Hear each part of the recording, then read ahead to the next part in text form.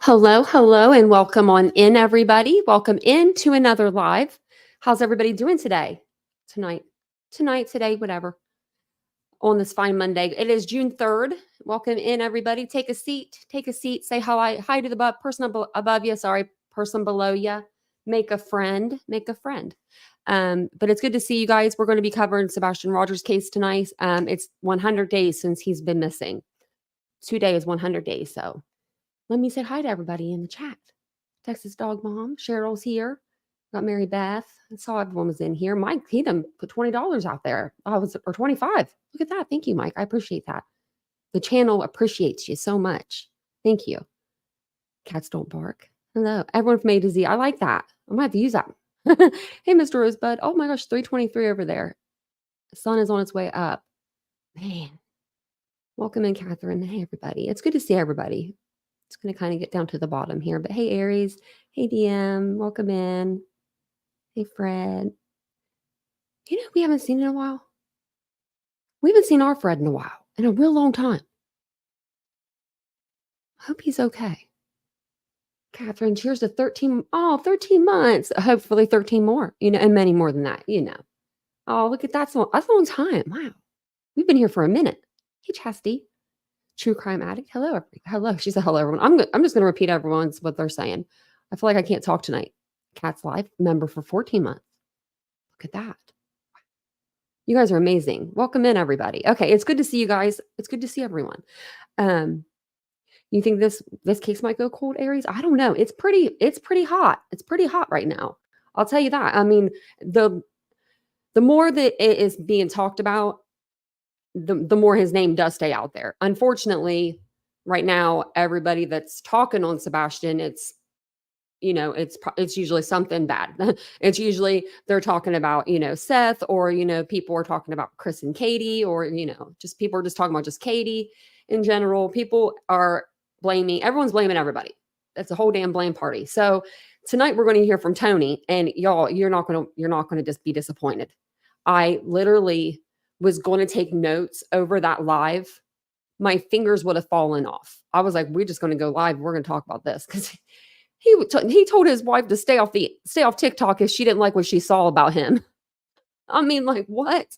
He's all about himself. He's unhinged. But before we get to TikTok Tony and all of his glory, I do want to share Sebastian Rogers' picture here with everybody because it's who we're here for. Sebastian Wayne Drake Rogers. I feel like sometimes I say his name so fast, it's like one word. Sebastian Wayne Drake Rogers. He is missing. He's been missing since February 26th. He is from Sumner County, Tennessee. He's 5'5", 120 pounds. He has brown hair and brown eyes. And if you know anything or have seen anything about that's pertinent to this investigation, please call 1-800-TBI-FIND, or you can call the Sumner County Sheriff's Office at 615-451-3838. And I'm going to put the banner and have it scrolling just, across the bottom. Let me see here. And I do have an update for Caleb Harris's case tomorrow too. Just remember that. So, and we'll go over a little bit of that tonight as well. So let's go over to all my notes because I need them. We're gonna read over this article really quick. Actually, you know what? We're just gonna watch the video. We'll watch the video, and then if there's something in the article that's not in the video, then I'll read the article as well. So I'm going to play this. If you guys don't mind just taking a second, hit the like button, hit the subscribe. If you guys are, you like the content or you're into the content, give me a couple more minutes. I can't talk tonight. And yeah, just hit the like button and hit the subscribe button if you guys don't mind. And if you don't know who this is Nick Beers. He's from the local news channel there in the area, and he's been covering this case pretty heavily. He's like the only one consistently in the news, media. Make no mistake, Sebastian Rogers missing is not yet a cold case. The TBI, along with the FBI and the Sumner County Sheriff, tell me that it remains an active case. But authorities also say they are no closer to solving the mystery of what happened to Sebastian. In recent weeks, the most recent tip that turned out to be nothing was this photograph taken at a visitor center in North Carolina. That lookalike teen was identified and confirmed not to be Sebastian. Since then, things have been quiet. we're doing everything we can do. Every time a tip comes in, we follow up on it. Eric Craddock is chief deputy with the Sumner County Sheriff's Office and heads up the investigation. 100 days since Sebastian disappeared is a milestone, but Craddock says no one is giving up. Unfortunately, the number of tips or potential sightings reported have gone down in recent weeks. There are no more random search efforts by authorities, but based on the investigation and search efforts to date, they do have a body of work to review. I think in the absence of So he said they have a body of work to review. So I'm wondering if he means just like in general, or if there's like a certain area that they're going back to review. Because he says here that they're reviewing everything that they, have done before. information, what we'll continue to do is go back over everything we've already done once, put a fresh set of eyes on it. Maybe someone with a fresh outlook will notice something in the search area that others have missed. In the meantime, Craddock says they keep in touch with Sebastian's parents, who continue to cooperate, having talked to them just this past week. Everyone is frustrated over the lack of new leads, which unfortunately still result in crazy conspiracy theories. Oh, the rumor mill on social media has done nothing to advance this case. When something significant does happen, we will hear about it first from authorities, not from armchair detectives on social media. For now, investigators say all options remain on the table, including the possibility still of foul play. Nick Barris, News Channel 5. That made me laugh when he said, when we find out anything, you'll find out from the news channels, not armchair detectives. Well, no, you'll probably find out from YouTube first. I mean, I'm not going to lie. Or maybe TikTok, because if it's after a certain time at night, it'll probably be TikTok. But TikTok Toxic Tiny Tony. If you guys put a name together, I'll try to say it all in one swipe, but we'll see. Hey, ERT. Is it ERT or is it ERT? Is it just one word? I'm wondering that. Mystic, did I overdo it last night? Because you asked if you did, so I might have. So the video that we're going to watch tonight is a little unhinged. It just is. So Savage has been doing such a good job at getting these. Like when Tony goes live on TikTok, she must have her like notifications set to on, and I must not have them on or something, because I'm not getting them. But I'm like following the dude, and I'm following Sebastian's army, which is AKA Tony Mathis, because nobody will follow Tony on his own personal TikTok. So he has to use these kids, I feel like. So Tony has taken this case, I feel like, in a sense, he's made it into a circus. Him and Seth are like the ringleaders in this little circus game that's going on. They are doing the mostest, I feel like. Tony and Seth, I feel like those two feed off each other a little bit too much. But Tony is supposed to be the spokesperson for this team. He's supposed to be working with the families, being the voice of reason, gathering the interviews, speaking for that person so that they don't come out of term, but he's not doing that. He's not doing any of those things. He's going on to TikTok at night, going live where there's like 11 people watching him.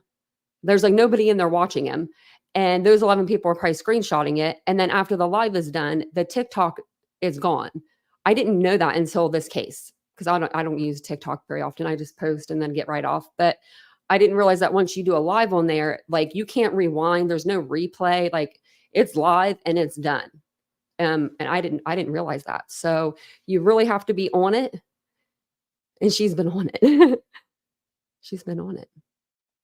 Totally terrible, toxic TikTok Tony. That's a good one. Man. But last night, if you missed the live, we went over all of the key facts and Sebastian's case. There's not a whole lot to go off of. You know what I mean? Like other than if you were to dig into the interviews, we didn't go into that deep. We just went over the timeline as we knew it. We know it now. But so tonight we're going to go over the interview that they did. It wasn't an interview, it's a conversation they had on TikTok. And it was wowza. But some of the stuff they were saying, it was just like, are these people like, are they on a live right now? Like you just, I don't know. You just can't believe it. So I was looking up everything. So if you have any questions over anything they say, let me know and I'll go through what I think is a little suspect.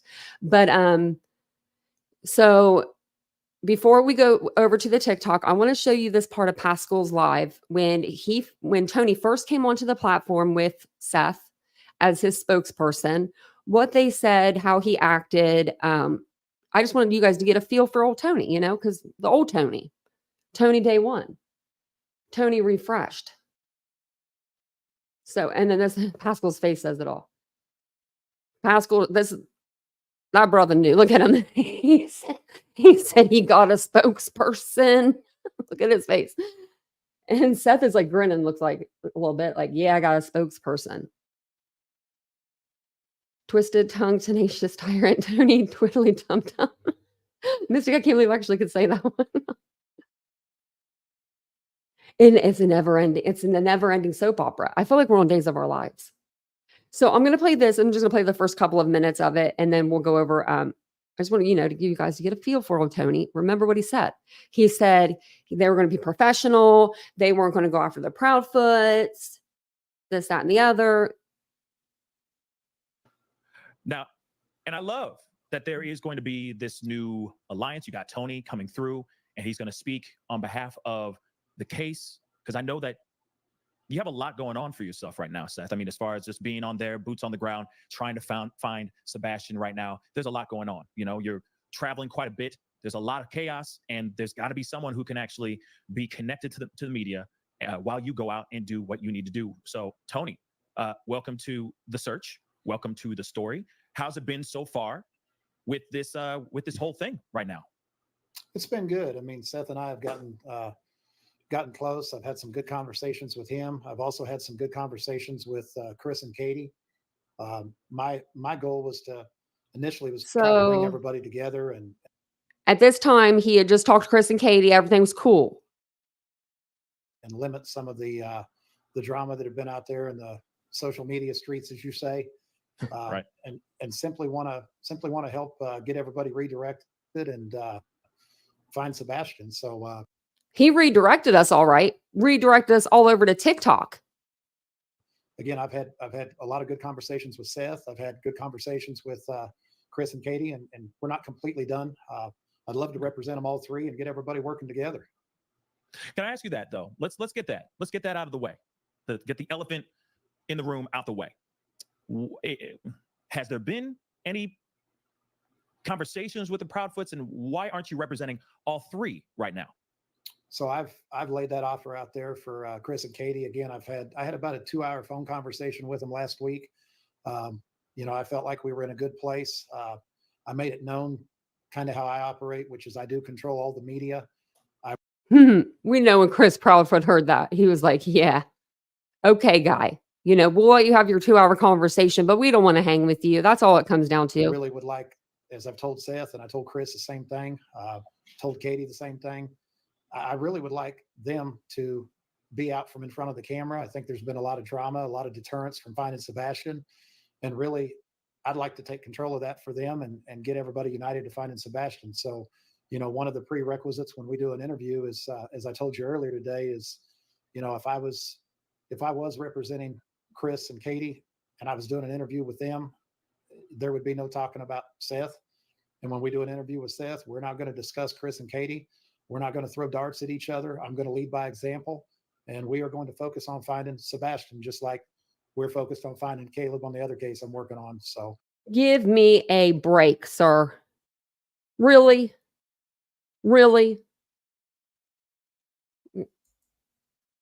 There would be no talking about Seth. And when we do an interview with Seth, we're not going to discuss Chris and Katie. How long did that last? This interview? I think it was this interview. It lasted until this interview was done and over with. After this interview, they started talking about Chris and Katie. You know what I mean? Like, and to me, since the beginning, it almost seemed like Tony probably reached out as a little olive branch and was like, tickle, tickle. And they didn't take it. They were like, we don't want to mess with Seth. We don't want to mess with you. We've been messing with Seth for years. And then Tony, I think, took it personal because he looks like he would. And then that's when he decided he's going to go against them pretty hard. Because, he kind of has. He does. I know Charlie, he does exactly the opposite. He really does.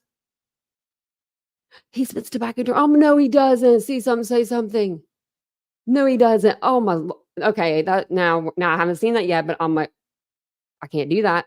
I can't be doing no one spitting on. My brother used to chew tobacco when we were a kid. When I was a kid, he's 9 years older than me. I can't handle it. Don't be spitting your chewing tobacco. And he's a Cowboys fan too, so I'm already touchy with that. I'm an Eagles fan over here. So I just wanted to play a little bit of that with you. So he pretty much said from the beginning that he was there to, be the spokesperson, do interviews, get the parents kind of, in line with each other, get everybody focused on Sebastian and finding Sebastian. Okay. So before we get to the TikTok, I just wanted to let you guys know this is like a segue kind of, but it's going to have to do with everything. So it'll make sense when it all comes together. But before we get to that TikTok, I wanted to show you guys this article. So Caleb Harris is another case that we are covering on the channel. It's another missing person. And Tony Mathis started his whole PR, public relations spokesperson career with Caleb's case because he works with Caleb's dad, Randy. Caleb's went missing, and I was reading this article earlier, so we do have an update kind of in that case. They are suspecting foul play, and there's a little bit more to it, and we'll go over it in our next live over that. But I think that Tony's been booted from Randy's team. Now, I don't have concrete proof of that yet. I might just call Randy my dang self. Because I guess there's a hotline number out there. I don't want to bother Randy, but I'm curious to know because him and his wife are doing a great job on handling the media without Tony. And I don't want their good name, like the goodness that they're doing for their son, like for people to think that Tony did that when Tony hasn't done anything. So it says in this article, it says he spent countless days and nights looking for his only son. Where's Tony been? We've never seen that. Every week, he continues to make the trip to Corpus Christi, sometimes searching for his brother with his brother-in-law and father-in-law, other times conducting surveillance on his own. So he goes to Corpus Christi once a week to meet with investigators and to search for his son. Where the hell's Tony? Where you at, Tony? Can't be with him? Can't be with your friend? I mean, this is supposed to be your main bread and butter, like this is your person. This is your person you're helping.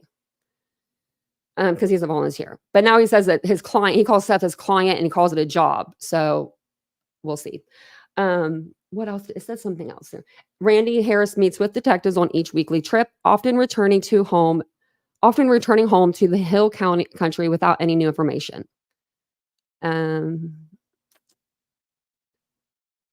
It says, according to Green, there is information detectives have not made public out of concern its release could hinder the investigation. And they're saying that they do think that it could be foul play. And I'm thinking that the Harris family's coming around to it almost maybe where we can all come to the same conclusion about what maybe happened to him. And we'll go over that in our next live. So I'm pretty sure Randy done booted old Tony to the curb because we haven't seen them together in an interview in forever. I mean, I don't even know the last time. So I just wanted to touch on that with you guys because I do think that he's not with him anymore. So now he has even more time to devote to Sebastian. I did look up the GoFundMes and Caleb Harris's, let me put his actual GoFundMe from his family in the chat. That's for his. Caleb's has gotten up to like 69,000. The one that Tony put out for him is stopped 17 days ago. Like people stopped donating and it's at 24,000. But people are still donating actively to the other one that the Harris family has in that they set up with their organizer. So we'll see how that goes. So yeah, Randy is Caleb's dad. So sorry. Yeah.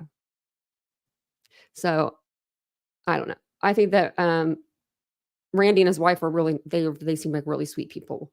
They seem like really sweet people. Just from the videos that we've seen.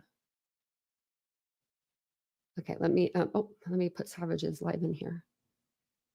You guys, you guys that were in the chat, like Savage's chat was live last, like when I was sitting here listening to it, I'm like reading the chat and I'm just laughing because everything I was thinking, you guys were saying it in the chat. Like you guys were so quick with like just calling out his bull crap because it was a bunch of bull crap. Thanks, Kathy. Yeah, it's going to be pretty entertaining tonight because I was on one earlier. I was coming out of pocket. And we'll stop it here and there, and we'll talk about what's going on because it's a lot. It's a lot. It's a lot.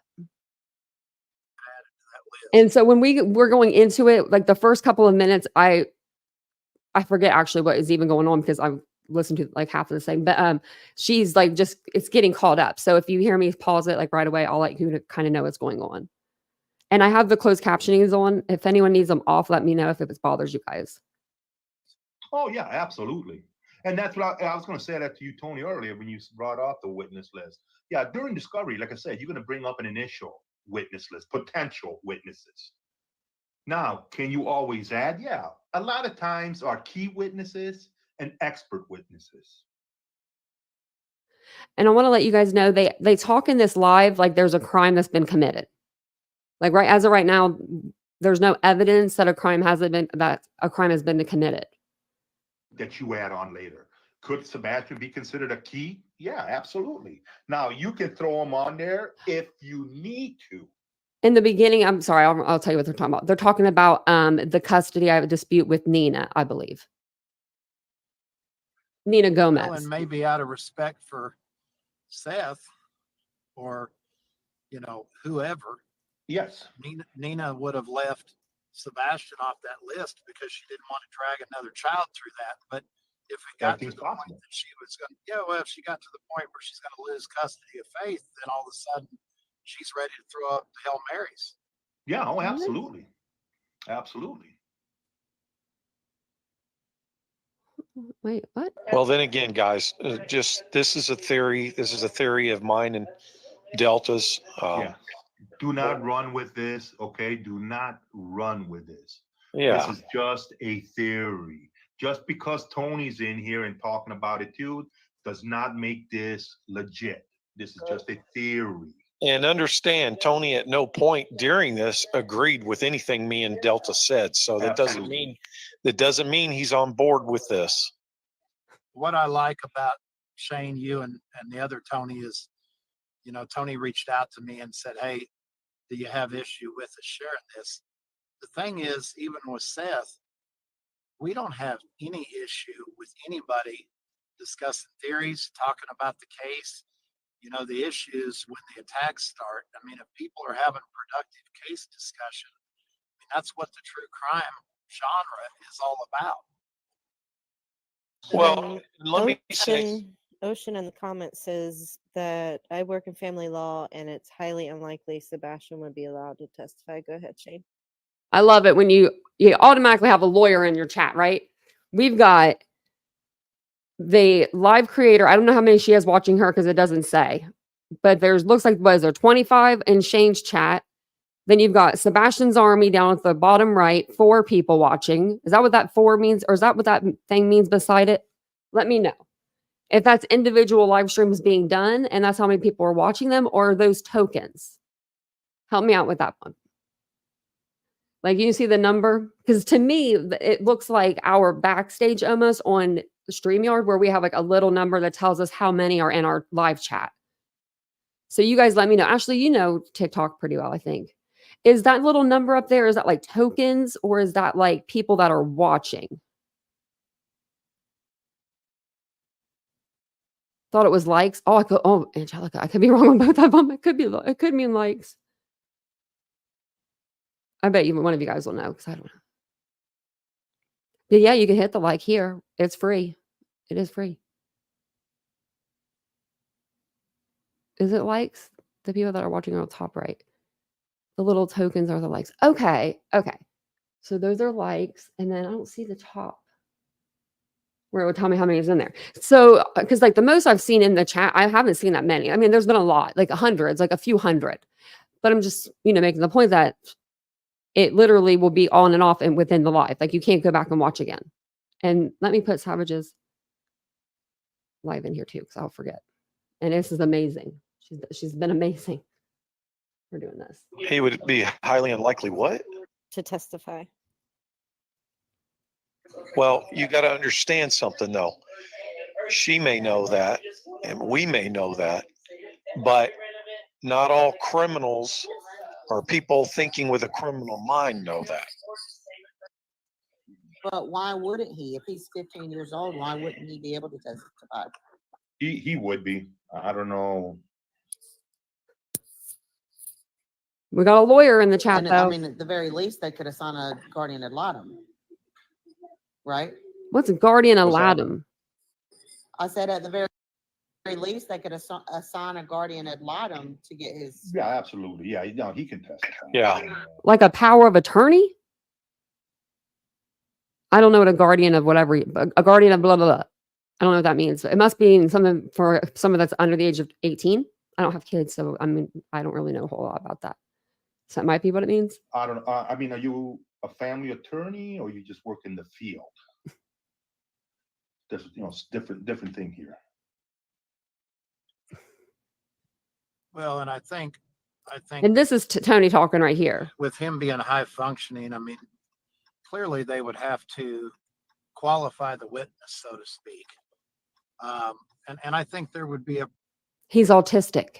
What do you mean, Tony? Why do people make it seem like that's like also it's a problem? Like they're not going to be able to do something. They're not going to be able to do this because they're autistic. You know what I mean? Like we've seen Sebastian in little videos and we've seen him in photos. To me, what I've seen is he appears to be like, every other little boy. Like we saw him on the playground running around. He doesn't appear to me like he cannot, talk to somebody or speak.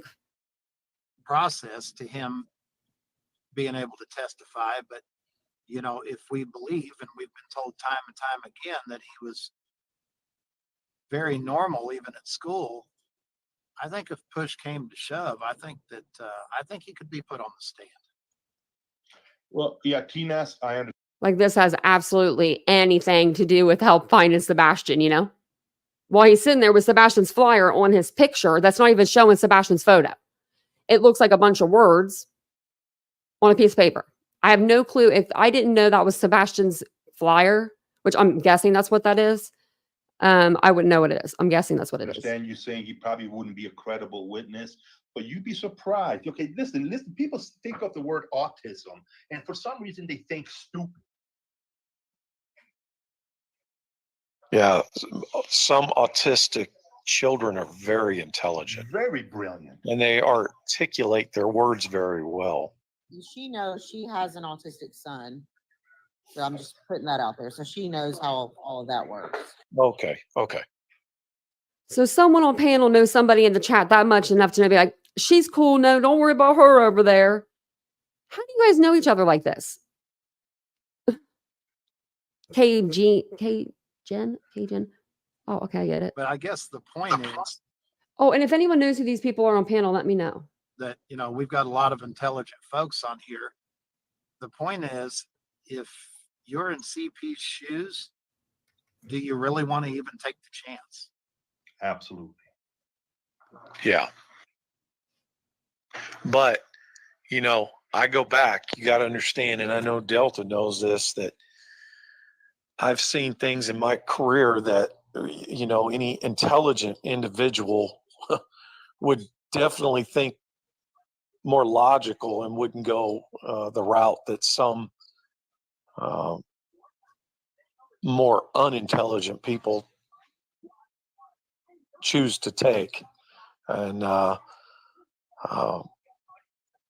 sometimes things that just that make perfect sense do not in the minds of criminals. You're right. You're absolutely right. You got to understand, people. He literally just has people up there like going, you're absolutely right. People's demeanors change every day.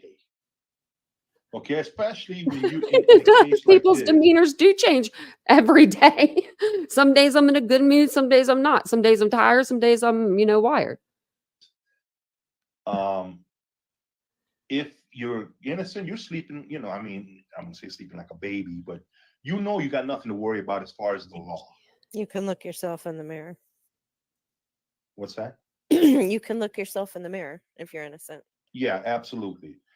If you're guilty, guess Are they talking about child custody case? Or are we talking about something else, guys? Because what you're saying guilty and guilty, like it's something else. Guess what? What are you talking about, Your guys? demeanor is going to change every day. Well, and let's look at Seth, right? We've got video. Like, why are you talking about a custody case that you have nothing to do with? Like, you're literally working for the opposite side in a way. You know what I mean? Like, I don't know why you'd even come out of pocket and say something about someone else's kids, because like you shouldn't be doing that. Shouldn't be doing that. Like, that would make me, if I was a parent, I'd be coming out of pocket. I would be like, no. After video where he's lost his cool with an interview. What we have One time. And he didn't know he was being recorded, which doesn't matter. But it was one time. And how many times has Seth been acting crazy? to worry about with him is keeping his composure. We don't have to worry about him getting the story straight. Right. Well, no, we do. And his energy is coming from passion and love for his son and fear. And that's all it is. Yeah, and I'll tell you, as someone who's taken behavioral and interview interrogation tactic classes and stuff, I at no point felt at all, and I'm a very skeptical individual, very skeptical. Everybody is suspect in my eyes until proven otherwise. But I was so comfortable with what I saw in the video with him that I rolled him out immediately, and that's not like me. Yeah. I would Like, he's a detective. Like, he matters. Like, this guy, like, your opinion. I mean, really, though. Come on. challenge. I at no point felt. And I do want to say about the behavioral and stuff about Katie and Chris. If you believe the behavioral panel with their millions of subscribers or whatever, they said that Katie and Chris appeared to be genuine and appeared to be like they were genuinely concerned for where their son could be. At all. And I'm a very skeptical individual, very skeptical. Everybody is suspect in my eyes until proven otherwise. But I was so comfortable with what I saw in the video. This is Delta like 100, I think it is. This is going to be the bottom left-hand side. With The him, little bubbles don't move when they talk, which is, I don't like that. that I rolled him out immediately, and that's not like me. Yeah. I would challenge all And this of is us Tony. productively to look at every interview Seth has ever done, even far before I got involved. which We're going was to. 2 months before I got involved, and find an interview where he contradicts himself. We're going to go through those interviews because I haven't been through them all yet. Yeah, exactly. Yeah, absolutely. I was already finding contradictions right in Pascal's I just showed you. You're And not yeah, going to look, find one.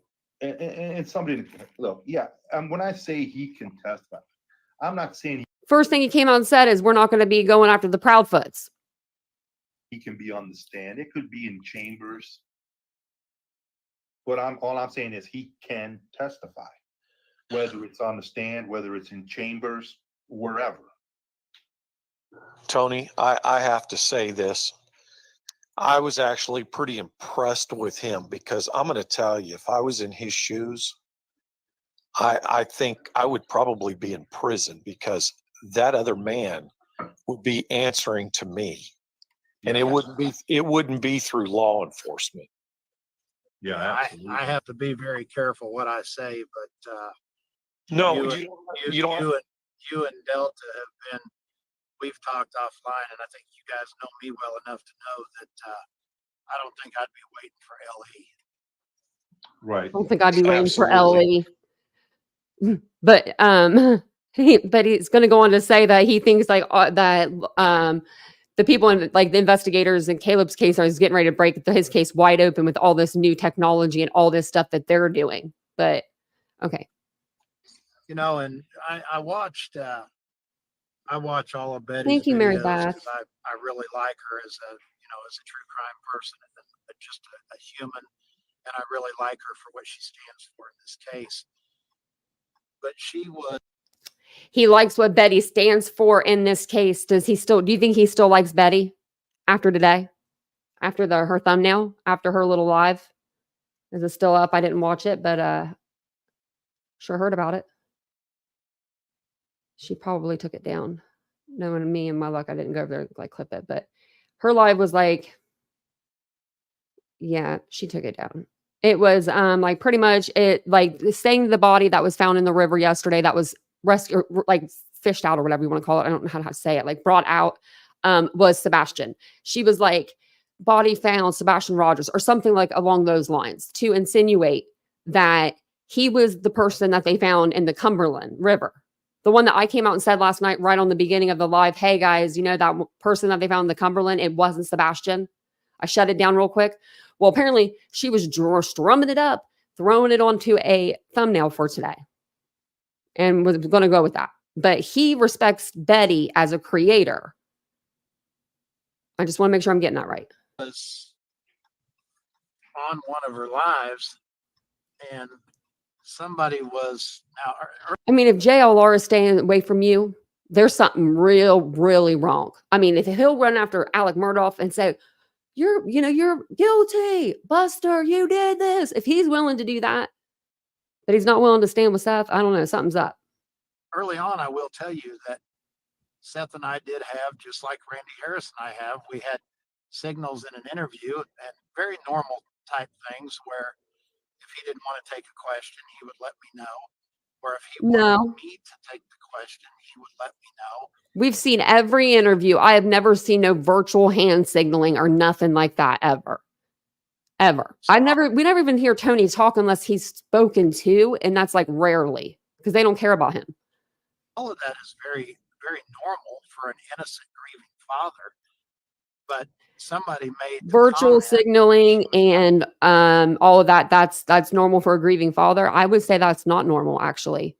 To know to do some virtual hand signals and to do some weird phone stuff and texting each other. I wouldn't know to do all that and be doing an interview at the same time. I couldn't do that right now.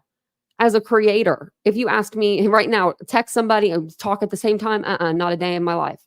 Can't do two things at once. Live that I was giving him hand signals, and in her long interview, 2.5 hours, and she said she went back through and watched the whole interview and she never saw anything. And she said, I don't know why he would need to do that because I could hear them texting each other while the interview was going on. Well, busted. I reached out to Betty and I sent her a screenshot, and there was 2 texts that I sent back to back. And it was 1 hour into the interview where he really got emotional.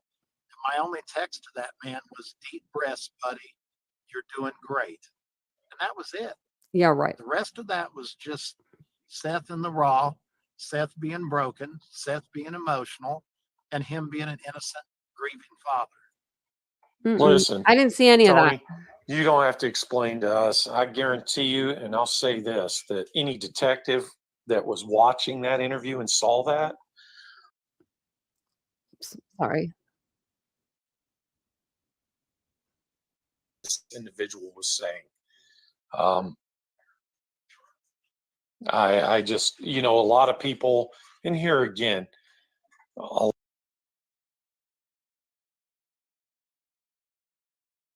whatever detective that was watching that interview and saw that already knew that it was, it wasn't what you're being or whatever this individual was saying.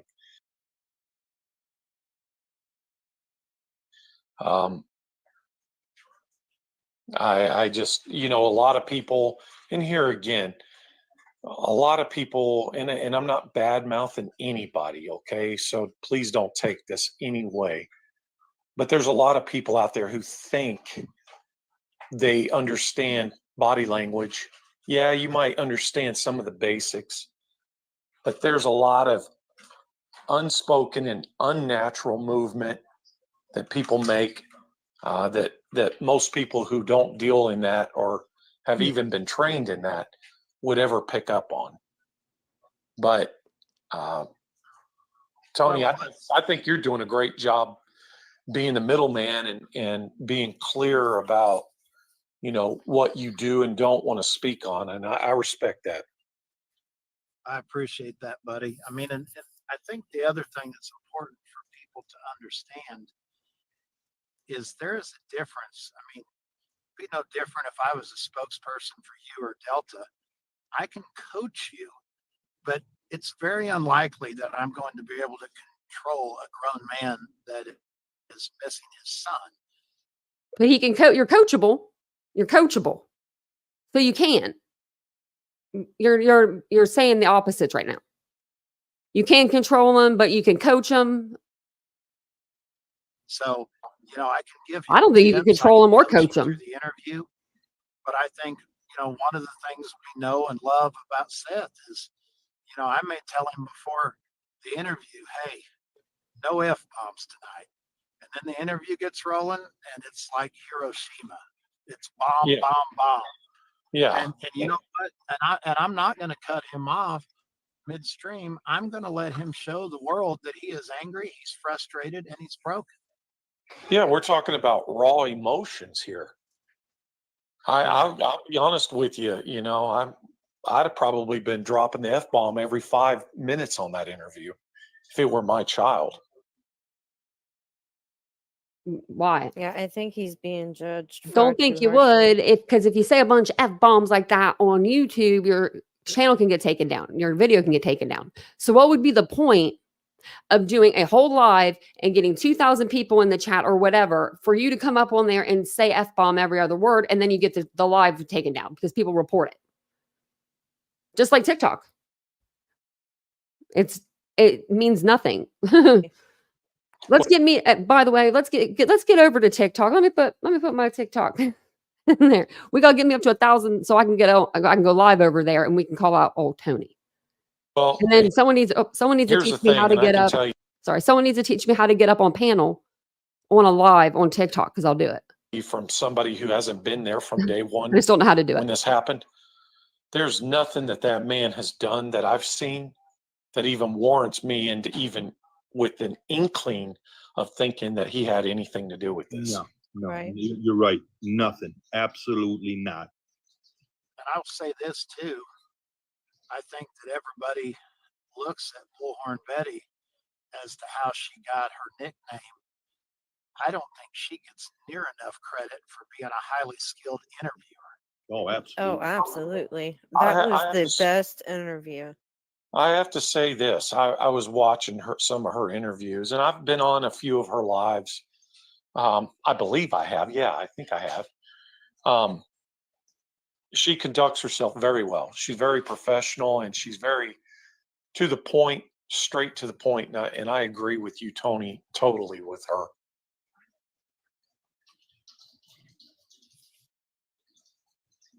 You know, you can't hide being a Yes. dummy.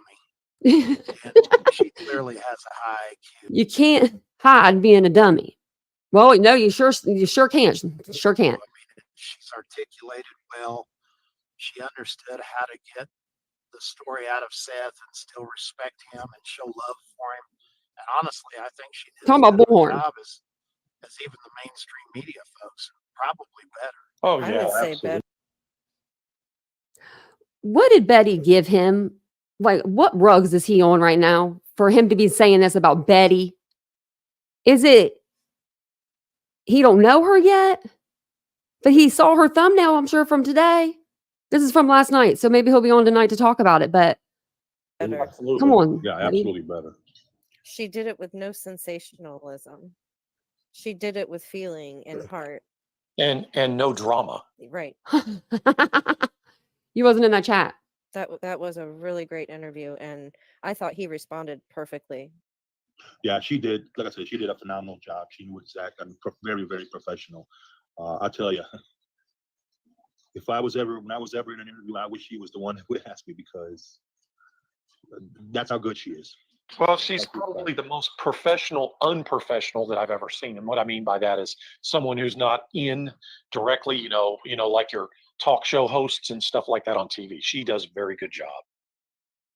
Well, and the thing that people don't see is that before that interview, we knew that interview was coming for about a week. And Yeah, you 4 or 5 dumbasses. Of days course you before that did. interview, Of course you knew the interview was coming. You were doing an interview. He said, well, we knew for about a week that interview was coming.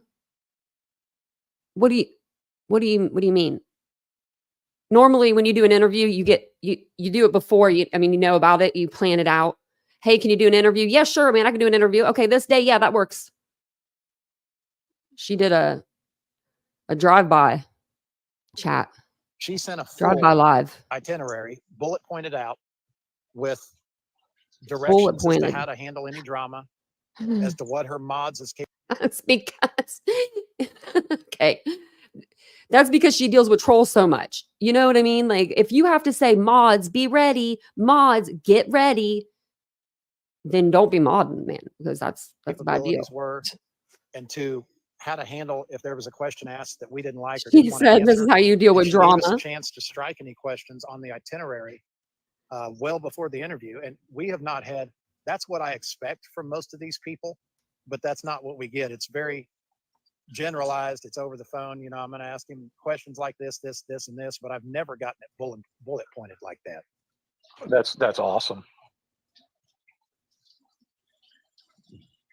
Yeah, that you look this It was one of the there's a bullet points to platform out there compliment her that shirt. know what they're doing. Compliment me every hour, please. Okay, and do it with respect, and they just handle themselves great. You know, Kayla, I'm going to consider you one of them. You know, Is there a part at the bottom that it says, do you want to start a conspiracy? And it says circle yes or no. you know, you keep this platform alive, you keep Sebastian alive, you keep us updated. Tony, again, I give you Thank you most very bad. utmost respect on what you're doing, what you're going through, and what Seth's going through. I mean, I pray every night for both of you. Appreciate it, buddy. How is he doing? You know, Oh, there he she is. was, There's Kayla. he was a little wound up today about a few things that were out there in print form on different media sites, but all in all, he's doing okay. I mean, we still got some jokes out of him, and you know, we try to keep him lighthearted. We try to keep him joking and laughing, and you know, there's probably going to be a time in the next 3 or 4 weeks where I'm going to probably go back to Tennessee and probably going to spend a week or two there and just, you know, give him somebody there by his side. That is so nice. He don't need you. Yeah, that's amazing. That's great, Tony. How are you doing? I'm good. I stay good. No, you don't. You have more energy than I do. I don't know how you do it. He does have a lot of energy, right? How is old Tony? I'd say he's in his 50s. So does this happen? Is this a thing? Like, someone let me know, okay? Because do you get like a second wind when you get older? Because I'm 38 right now, and I'm exhausted all the time, right? I'm exhausted all the time. But my grandmother, at the age of like 55, 60, she was doing circles. So do you get like a second wind? Because Tony is literally all day, he says he works as a crane operator or whatever. And then at night, he's on TikTok. So all night long. Crime time. I couldn't even say that one. No. TJ Seth is innocent. Well, yeah, we didn't say he was guilty. Technically, he was at work, he said. He was at work. And he went an hour early, too. Wonder why. To hang out in the garage. Yeah, you just you got to realize that what your job is. Your job is to take the arrows so your client doesn't have to. And so now he's a client. Now it's a job. Wonder if he's getting paid. If there's arrows to be taken, it's me that wants to take those. So, you know, people say, well, you've got really thick skin. You've been attacked. You've been this. You've been that. That's just part of the job. Yes, and let us say that even though you handle it very well, it doesn't mean it doesn't affect you. You know, I think it affects my wife more than it does me because she is on TikTok and she sees things or whatever. But you know, I told her, I said, hey, if it gets to the point where it bothers you, just check out. You know, stay off those platforms and let me do what I do. And you know. No, he didn't. My mouth literally fell onto the ground when I heard that earlier. 9 times out of 10, right? I'm going to say, if you are in a relationship with somebody and one of you guys have TikTok, it's probably going to be the female that has the TikTok first. I'm just going to say, you know, like 9 times out of 10, 8 times out of 10. I don't know. But so she's probably been on TikTok longer than Tony has been on there, I'm assuming, or the same amount of time, we'll say.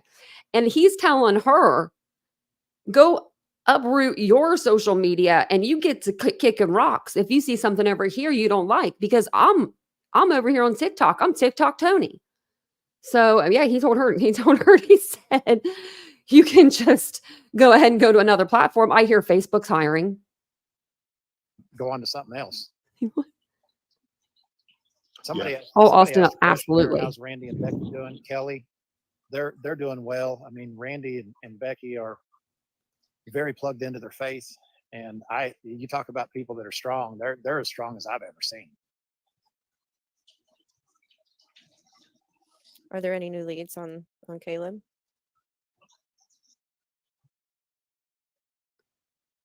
I don't think there's going to be any new leads that are going to be shared with the public. I think it's just a very, very strong digital investigation. And I think, And I did look that up. And I kind of agree with Tony, but I believe that the investigators have more than what they're going to ever tell Tony. And I think that's what it is. there is mountains. They're and letting mountains. Randy know. If you guys can, They're going to let Randy know, the parent. They're not even going to go to Tony. If they have information, they're going to go straight to Randy. Randy's coming to see them once a week. He has the relationship built with police. Tony doesn't.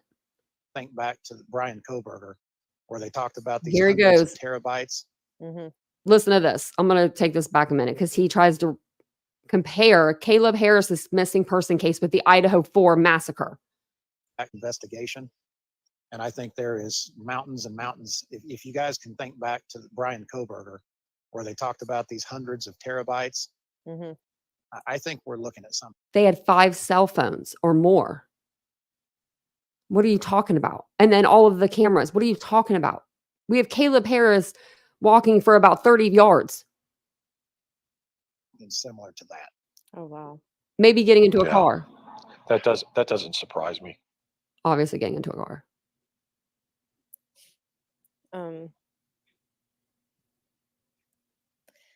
Everybody keeps talking about this body they found in the Cumberland River today. Oh, here, they're talking about this. They're talking about right here, the body. Yeah, it was a drowning victim. Yeah. That's what I've been trying to tell everybody.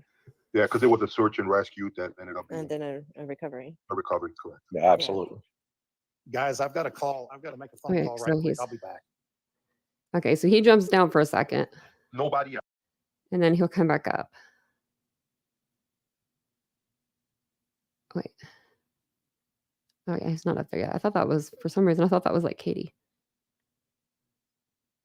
Oh wait, is he down there? No, that's not him. Yeah, he jumps down, he makes a phone call. I'm assuming it's to Seth. That's what I'm assuming. I don't think she's involved in any way. She had way too much to lose. Yeah. Welcome. Okay, I'm gonna go Say back. to it. psychiatrist.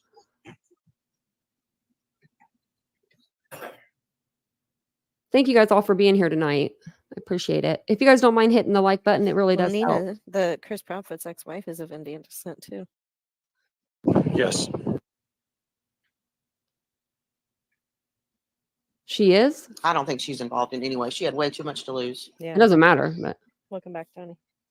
Well, you got to understand, though. I agree. why would you even bring Nina up like that? Like she would possibly do something like that. Why would you even bring that in? Like drop that little nugget and then just, oh, hey, Tony, welcome back. I mean, I guess I can agree Like, with no, that. Nina but, didn't do nothing. You know, from this perspective on this side, everybody's suspect. Yeah. And another way to look at that too, I mean, how many of us are not from some type of Indian background? I mean, I am, I have a lot of Indian in me.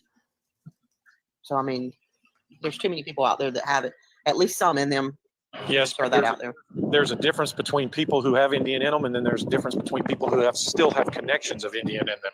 Why are we even talking about it? I'm just going off of some of these comments. Did that baby say daddy? So cute. Again, okay, you guys keep going. Again, I Okay, that baby was super cute. don't know who this Nina is. So. Nina is Chris Proudfoot's ex-wife. Nina's okay. So what does this have to do with anything with Sebastian? Is what I kept asking myself when I was watching this earlier. Okay, I don't know.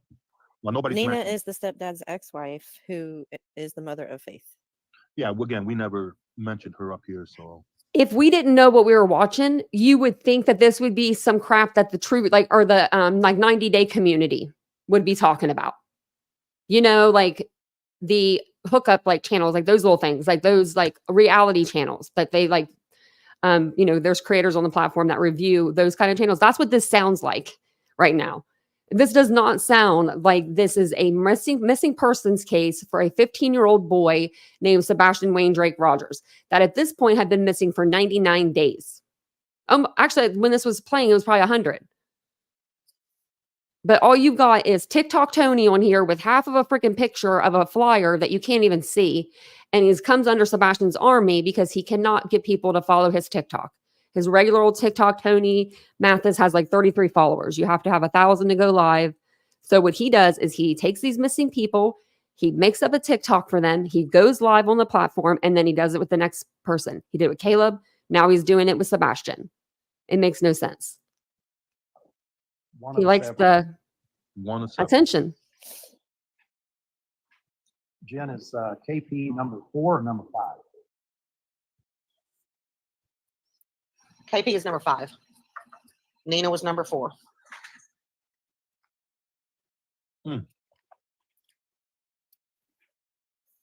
Like, why does this matter? It'd be interesting just for my curiosity a I little. mean, I had a friend growing up. Her mom was married, I think, 6 times. I went to like 4 of the weddings, to the point where my mom was like, she gets married again, Tanya, you're not going. Like, it was a joke, But yeah, I mean, some people get married a lot. I don't know. I probably wouldn't do it, but some people do. Who divorced who on each of those? Like, curious to know who divorced who on each of those. Like, well, how does that even get us closer to finding Sebastian? I know who my money's on. Right. Yeah, me too. And I would love to hear from the other 3. Right. That's what I was getting at.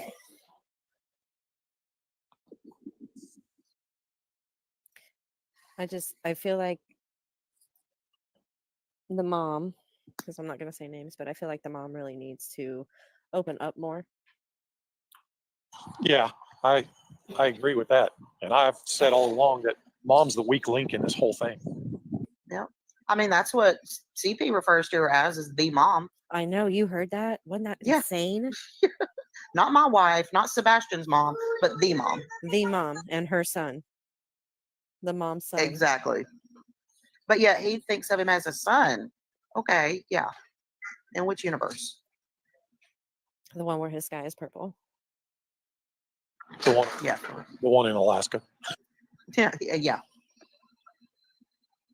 And I think the secret is not just the KP talking, it's the 3-hour phone call.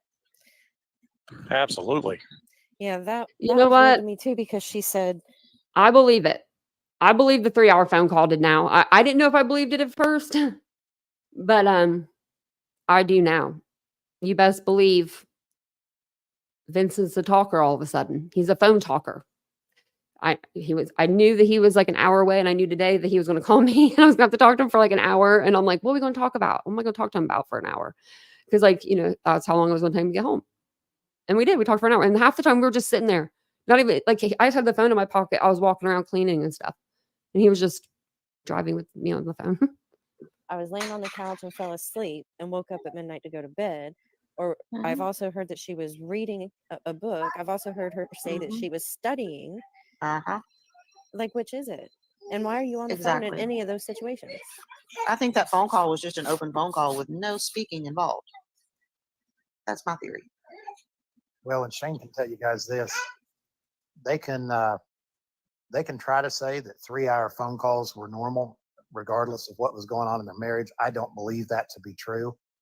You're not going to be able to get around when they start combing through those phone records. Correct.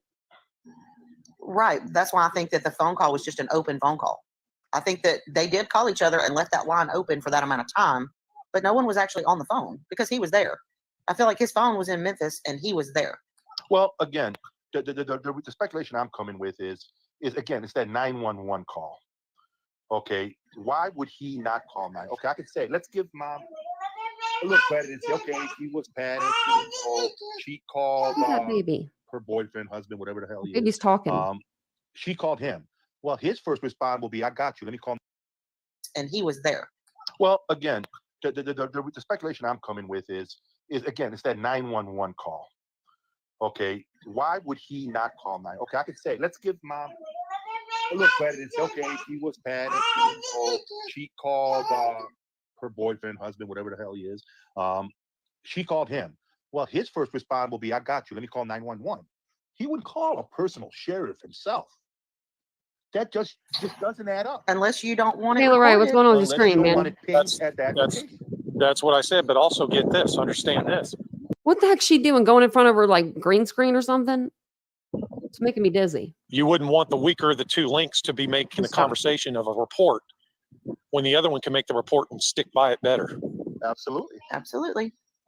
Yeah, it's all about controlling the narrative. Absolutely. It's easier to stick to the narrative when you're the one that's making the narrative. Yep. Which also explains why he does all the talking. Well, and that brings me to a question there. Maybe you can answer, Tone. I haven't heard anything about it. Have any phones been pinged? I would say we would have to be half delusional to not think that the phones have been pinged. I would also speculate, again, pure speculation, but I've been heavily involved in Caleb's case. No, you haven't. No, you haven't. No, you haven't, Tony. No, you haven't. No, you have not. No, you haven't, Tony. We watched all the interviews from Randy for Caleb Harris. Randy and his wife, they went out and they did most of the interviews. They had Banfield the second night. They were like, the search was out for Caleb. I don't know if it was Banfield. It might have been Brian Enton, but they were on national news. They didn't need Tony. I don't even know why Randy even brought Tony into this, because they were going through the hardest time in their life, but you wouldn't have been able to tell by looking at them. They were very on point with what was being asked of them. They were very crazy calm almost. Do you know what I mean? Like they have their faith. They have their faith right now. But but Tony's acting like he was doing the most in that case and he didn't do anything. He sat in like 2 interviews. One of them, the guy was like, "What, do you have anything to say, Tony?" And he's like, "Yeah, well, I'm Tony." And that was like it. Most of these cases where there's a lot of digital evidence, there's geofences that are issued very, very early. Okay. Actually, let me keep going. But there's none that you guys can say yes, 100%. That wouldn't be. I'm going to go back a little bit. Now, listen to what they say about the geofencing, because none of them know what's going on. They just act like, "Oh, yeah, of course I know what that means." Well, do you want to tell us what it means then, man? Like the original person doesn't even say what it means because they don't know what it means. It was like one of those things. You'll hear it. Evidence, there's geofences that are issued. Yeah, just listen to you. It's kind of hard to explain. Okay. But there's none that you guys can say yes, 100%. That wouldn't be shared with us, I don't believe. Okay. Yeah, that definitely wouldn't be shared with you. Okay, that's what I'm kind of wondering. And for all of the folks or the audience that is not from an LE background or criminal defense background or hasn't been involved in one of these cases, if you could comment, does anybody not understand how a geofence works? Because we can certainly discuss that.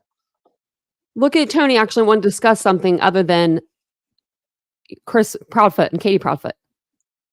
You understand clearly how that works, right, Shane? But listen to him here. You know, you understand how that works clearly, right, Shane? Like putting Shane on the spot. Absolutely. So there's a lot of people. Absolutely, I know what it means. It's geofencing. Of course, I know what it means. People that say they don't understand. Do you want to explain that? Well, here's the thing. The geophysics, you're talking about the towers and the pinging, correct? You're talking about if you just said it with your whole chest and your whole body, you said you knew what geofencing was. What do you want to explain it? Well, is that the stuff with the phone and the ping? No, but yeah. But no, but yeah. I'm going to show you what it means. So we all know. Geofencing is pretty much just what it is. I was going to show you a video, but I don't even really need to show you. It is basically like if you were to walk into Walmart and you get an alert that says Walmart wants to check you in. You would be inside of the geofencing for the Walmart store. So it's like my dog's over here, forgot. It's like, imagine an invisible fence around like a city. That could be like a geofencing type of situation. I was even teaching Vincent a little bit about it today. But you know what? Actually, I will play it because it's kind of it's kind of cool to watch. I don't know. I watched this earlier. So let me turn the volume down. I'll put like different music behind it or something, some YouTube music, because you'll just have to read the screen. But it is pretty interesting. And it may come up in one of the cases, any of the cases that we're covering. And this is only like a minute long. And I have it sped up, I think, a little. Let's put the music down low.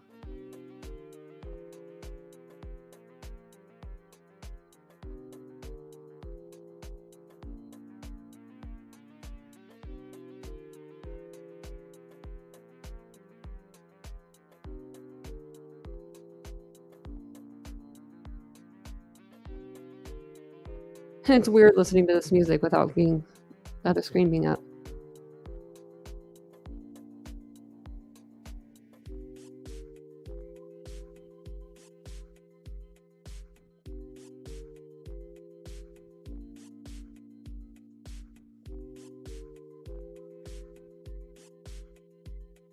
I think you guys kind of get it. You get the process.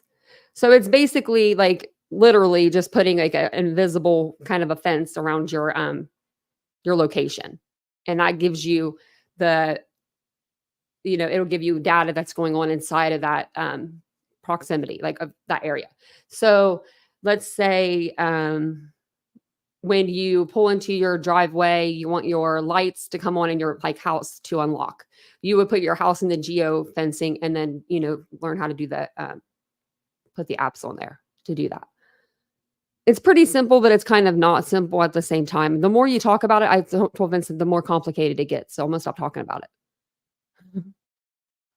Just wanted you to know what it was while they're talking about it. The geo fence, so to speak. Well, give me what you mean by the geo fence. So what So they he said he do is knew. They have the fence is obviously a figurative term, not a literal term. What they do is, let's say they have a point of interest at 3:00 in the morning, like they do in Caleb's case. They will pull an area based on the triangulation of the tower, and they'll be able to tell you every phone number Absolutely. that was active in that area at that time, and it's highly, highly effective. Yes, and they're able to do that at different times. So that basically, in essence, if that number at any point rang, or I should say not just rang, but was answered and or made a call, it would show. Yeah, exactly. And they're very specific with those pings on the geofence. I mean, I'm talking within 30 feet or so. Almost down.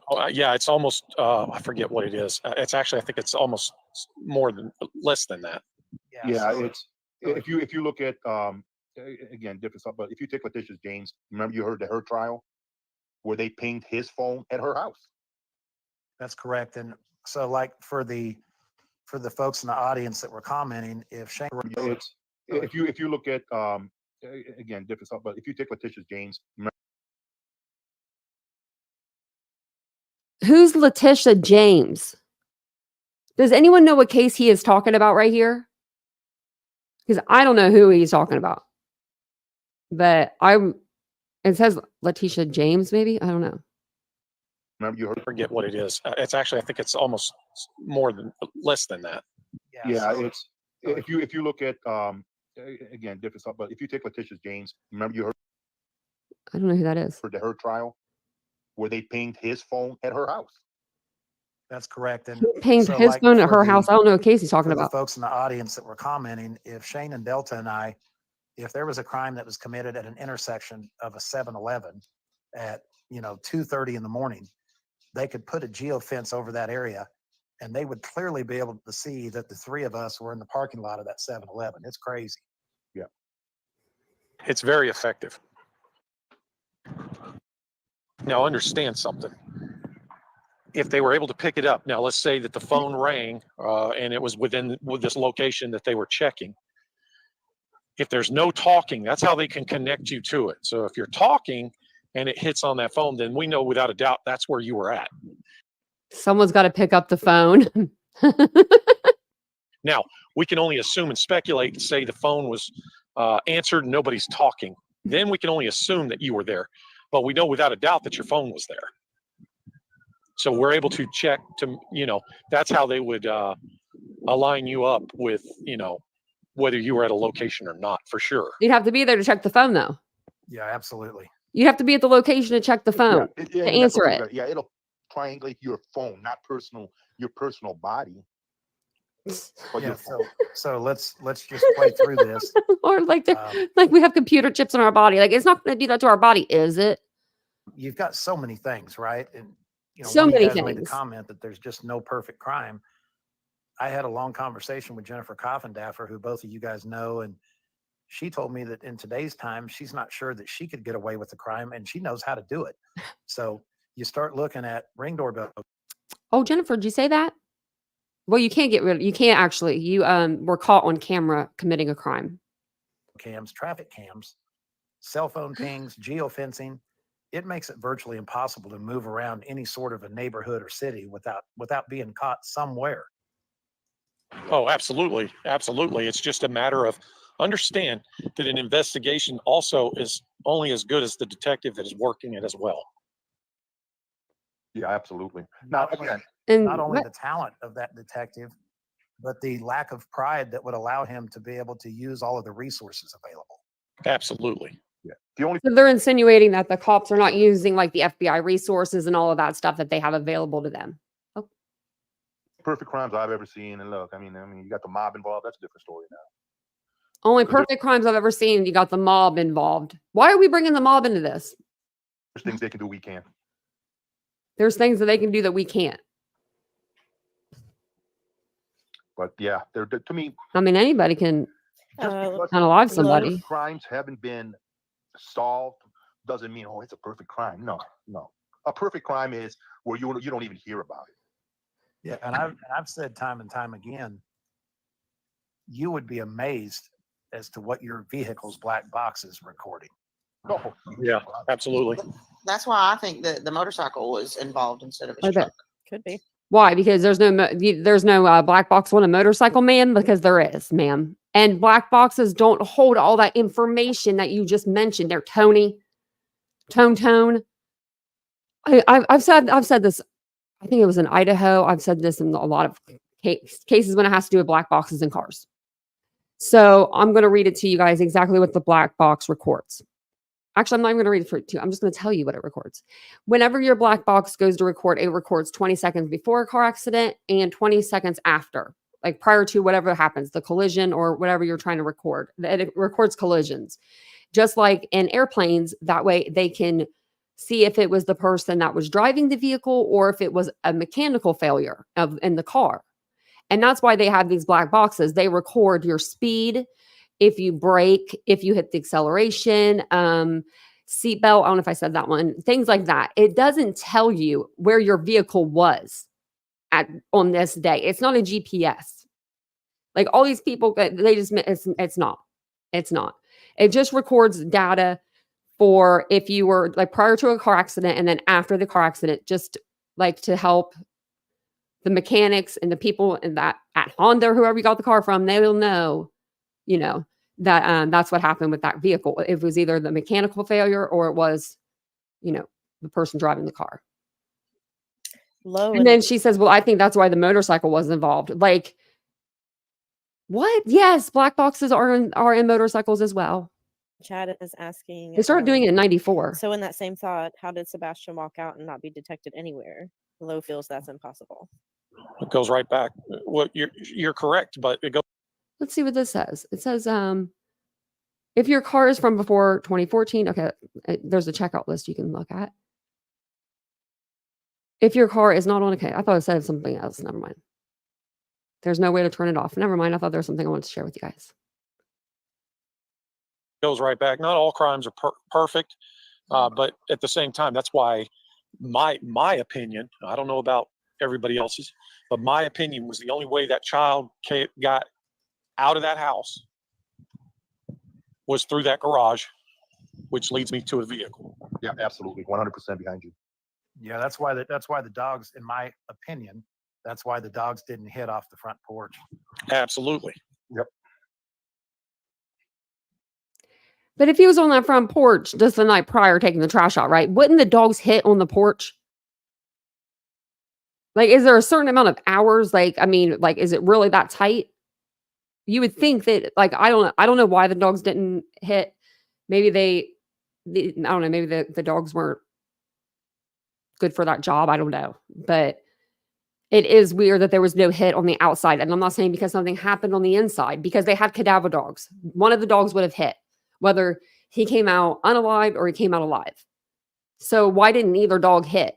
That's what I don't get. I don't get that about the whole situation, because he's not in the house. He's not in the house. The cops have checked attics, crawl spaces, everything. He's not in the house. But if his scent or his trail ends at the garage door or at the front door, you don't just jump into a vehicle from your front door.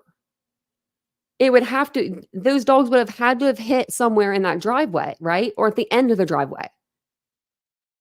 I wonder if, I'm just wondering if they did hit, if there was a hit until the end of the driveway, and then that was it. I don't know for sure. I have to go back. There was a The comment dogs never there. went to the porch, correct? Correct. That was my point, early on. So that's why the other reason that my conclusion was the garage and the vehicle. Well, and for So the that's not people fact. and that could be all of us that That's his conclusion. get these feelings day to day, that they just don't have a clue. I never what heard him happened. say he went I'll out go back to a the statement I garage. made early on, which is Chris keeps saying that he went out the front door. They think that he went out the front door because that's the only door that was locked that he could lock from if the you outside. understand how these Oh, prosecutions thank you, work, or Mike. these searches Oh, work, thank or you these so missing much. children's cases work, when the DA gets involved, that is one of the most powerful bits of evidence that's out there that nobody is paying attention to. Yeah. Absolutely. Again, we talked about that. A DA would get involved only, again, if it's a missing person, does the DA usually get involved? No. Kathy wants to know if we know for sure the dogs went to the garage. Yes. Well, I said that once before, that that's based don't on know facts that that for a I've been told. I wasn't there, so I can't say factually for anything on this case because I wasn't there.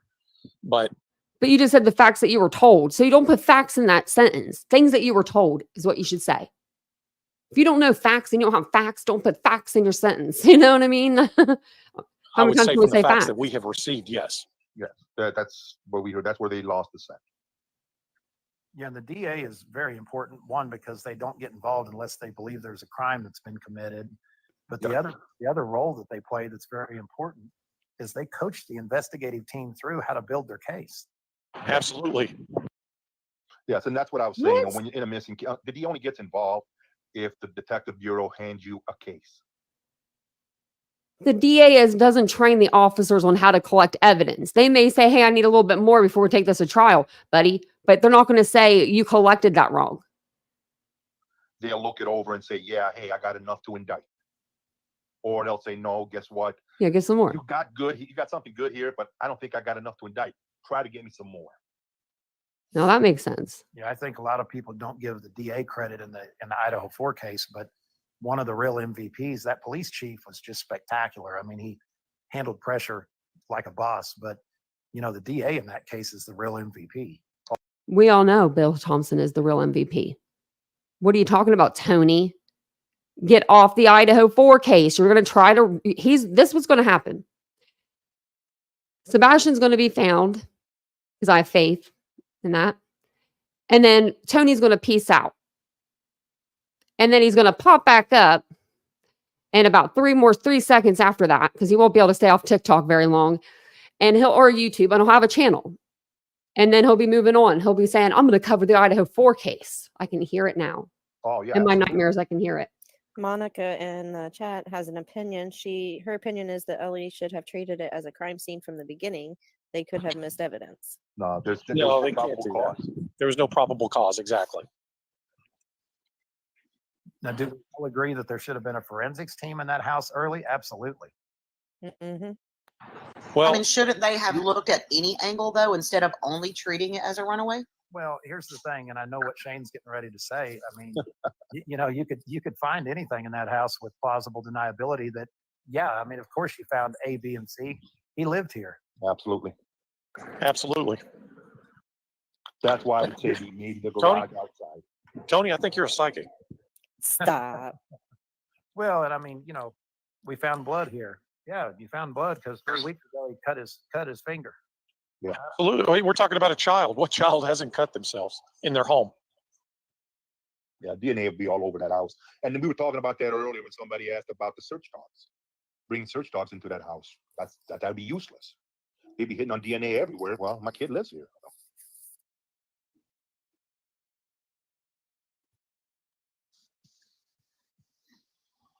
Well, yeah, if it's a large amount of blood, but you know what? If I'm not mistaken, correct me, Tony. Didn't a police officer do a walk around of the house when he first arrived? Yeah, they've been all through that house. I Yeah, mean, so they came out. if there would have been a pool of blood, they would have noticed it. Yeah. And that right there, now that right there could have gave him probable cause. Absolutely. I think they said they went into the closets, they went into the crawl spaces, the attics. I mean, they've been through the house. Tony, do you know if they've been through her car? I don't know that. I saw a statement that they released talking about how they've been all through the house. I can't speak to the Oh, car. got you. I mean, Okay. I think it would be, you know, everybody's talking about the camper, and Like, again, come I mean, on. the problem with the case. They've checked the house, they've checked the cars, they've checked the camper, they checked her work van. This is all very, very easily things that the cops would easily do. They're not corrupt. They know what they're doing. Come on now. Do you think they checked their cell phones? Think like they checked this, the car? to CP's point that it's, you know, something that people might want to study. I mean, what are they outside of looking for him or his body? What are they looking for in a camper? It's the same situation as the house. Right. Yeah, the only thing I would say in the car would be a little bit of forensic saying, okay, what did he sleep in at night? And then do you find that same material in the car? Yeah, and the plausible deniability there is that, well, that was his normal sleep stuff. And Exactly. That's there's a lot of times the issue you'd have. Does he Yeah. wear that often? No, but that's what he wore last night. Well, that's a different story. Right. Yeah, we used to go all the time in his pajamas up to get ice cream. you know? Well, look at the situation with his shoes. That got brought up. Yeah. And they specifically said that he goes nowhere without his shoes. Again, and I believe, you know, look, I think Tony said it also. When you're a DA, you want to have solid evidence to present in front of a jury. Okay, because you represent this evidence, whether it's for whatever, and the jury comes back with a not guilty verdict. Now they're protected under double jeopardy. Well, let's also say, Delta, you know, law enforcement had to treat this at face value for what it was until they get evidence that proves otherwise. This case was opened as a missing child. Do they suspect that there's foul play? Absolutely, but you can't just assume that and do it. You know, I think you're guilty. Let's just charge you. It doesn't work like that. And anything that law enforcement says and does after they stepped foot onto that property and took that report is susceptible to any attorney that defends them or in court for whether they were involved or not, that whether they walk or they get, you know, or they end up in prison. They've got to be careful on what they say and do. Yep. And again, Spartan dude, you say DAs don't like to. Actually, nobody likes to lose in court. Not even great attorneys. I mean, yeah, nobody likes to lose. I mean, come on, Delta. Let's play devil's advocate here. You're a defense attorney. I mean, the first thing you're going to do is see what evidence we have, and then you're going to see what evidence you can get thrown out. We'll do that during discovery. Absolutely. And all that. Let's look at the and I don't want to compare it to this, but it's the one case that everybody probably knows about. Look at the situation with the O.J. Simpson trial. They had quite a bit of evidence, but your TikTok audience is not going to know who OJ is. I barely know OJ. And I'm 38. And I watched the trial. My dad made me watch it. We were videotaping it, VHS. Couldn't watch anything else back then. If you were recording something on the TV, y'all were watching whatever was being recorded. So we watched the OJ trial. they also had a bunch of evidence that got thrown out because of the way things were done. Right. The way it was handled. Yes. And the very checkered background of one of the detectives. These guys even Yes. barely know the case, and they're of age to know all about it. Right. Yes, and I want you guys to know that Well, was I a think there was personal a corrupt friend of cop mine that somewhere in there. Mark Furman? Well, maybe. I actually knew, Detective Mark Furman. He lives up there in Idaho. When I was living in Washington, I used to travel, but he was somebody. We weren't best friends. We weren't great friends. We were associates. We knew each other. And I want you to know that, yes, he had a checkered background, but understand that he was actually a very, very damn good detective. And it wasn't because he was corrupt. He just didn't do things perfect. Like, you get comfortable when you're working as many cases as you can imagine, that he was working in Los Angeles. And are mistakes made? Absolutely. Do other people of law enforcement come in on crime scenes and mess up? Absolutely. But guess who's going to look bad? It's always going to be the detective that's working the case. It's really going to look bad. Yeah, and if I can, Shane, and correct me if I'm wrong here, guys. If again, a detective, if he's a great detective, he's a great detective. Could he have been a racist? That's got nothing to do as far as his work skills. And I'll tell you factually that case in itself, not to get off of this case, I will just leave it at this, that there was no case in history then and since then that had more evidence that not just pointed to the suspect, but actually implemented the suspect than the O.J. Simpson trial case. What? I agree. What? Hold on. Hold Well, on. Hold up. Hold on a second. What's her name? Lizzie Borden. Wasn't her freaking DNA all over the house? She took the axe to her mom and stepdad, or dad, I'm sorry, and stepmother. Like that. I don't know why that case came to my head before OJ. Now that is not, I don't need to look that up. There's no way. That's right. I'm going to look that up. He said To the suspect. in There was no history. case in history then and since then that had more evidence that not just I'm gonna look that up. pointed to the suspect, but actually implemented the suspect than the O.J. Simpson trial case. Yes. I agree. Well, and to your point, Delta, it wasn't his detective work, because I've heard multiple times that he was a great detective. It was a great defense attorney that took a few of his statements and turned him into something that created reasonable doubt. Oh yeah, absolutely. Yes, and I'll tell you this too. Right. I don't believe you. I mean, Lizzie Borden even she has a song about her. You know, I mean, really, we all know it. You could have had all the evidence in the world, up to pictures of him at that crime scene. And I guarantee you, at the time when everything was going on, because of that situation with the LA riots I and thought there was a lot of the Rodney King and stuff like that was going on, they were headhunting, and Detective Mark Furman was the one they were hunting. Yeah, that Rodney King situation was just as much responsible for OJ getting off as anything else. Absolutely. Absolutely. I think one juror even came out and said so. Yes, they did. And I mean, it is what it is. And that's something about a jury. If you found him not guilty, but then come out after and say, yeah, I think he did it. Well, you know what? You got to live with that for the rest of your life, because you let that man free. Well, look at what OJ did before he, passed away. I mean, look at the book he wrote, If I Did It. Now, damn well he didn't have to. That was his confession. That was absolutely his confession. Yeah. But then again, he knew he was protected by double jeopardy. Exactly. Of course. But he knew he could make money off that book. So why not do it?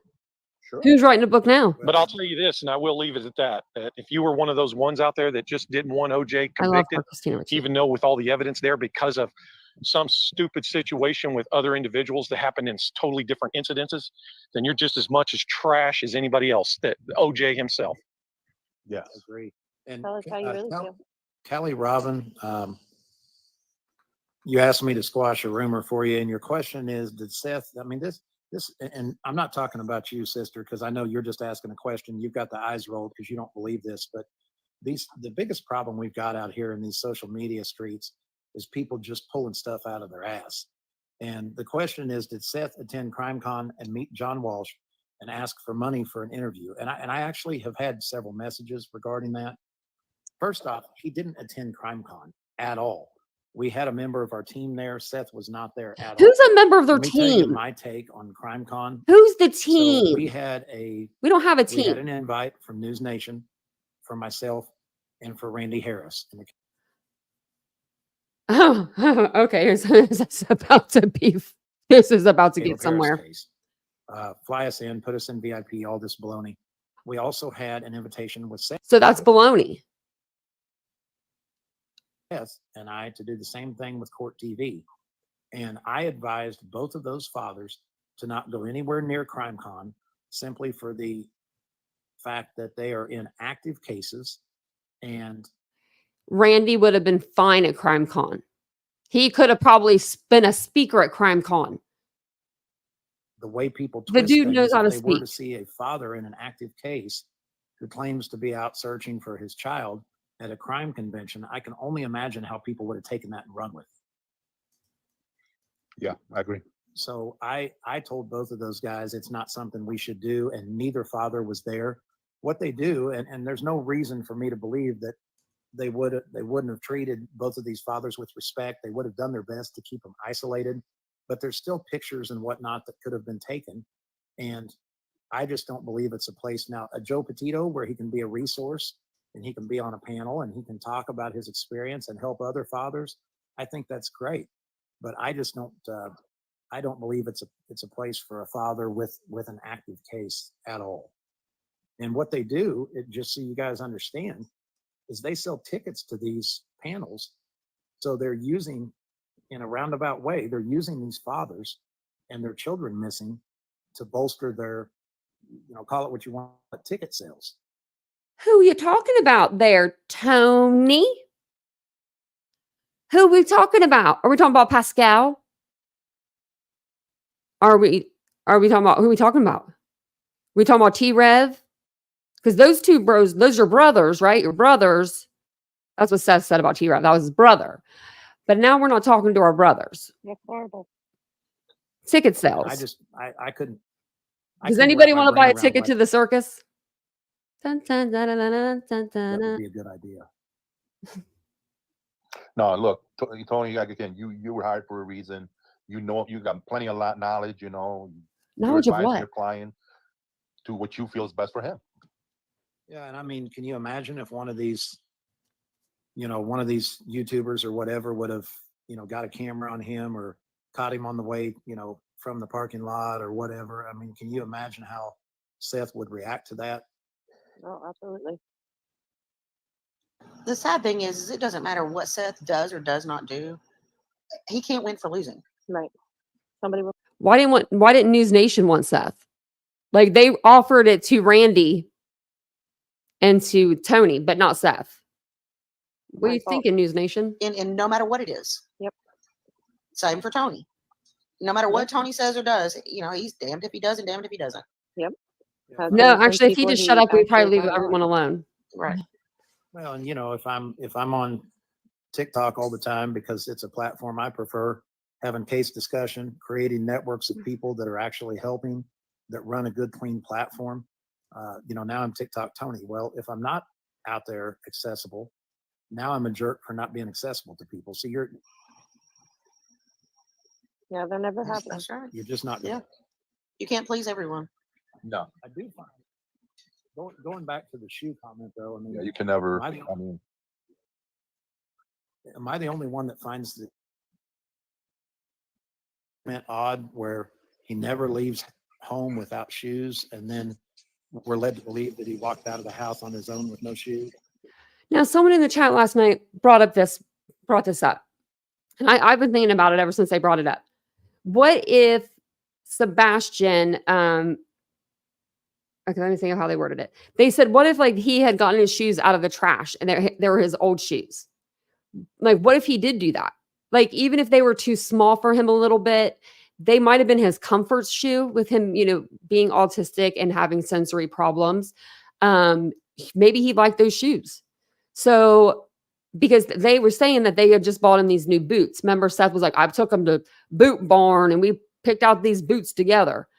So I'm wondering if he had ever gotten those shoes. I think he still had the shoes. So I don't think he had ever gotten them to Katie. So I don't know if Katie was maybe planning on throwing out those shoes though, because maybe the next weekend Sebastian was going to go to his dad's and he would have new shoes, and he already had in a couple other pairs at the house. But whoever brought that up, I mean, it is a good point. They could have been in the trash. He could have had shoes in the trash. The next morning, the trash would have been taken and they would not know for sure if he had them on or if he didn't. But I guess if that was a possibility, they probably put that out.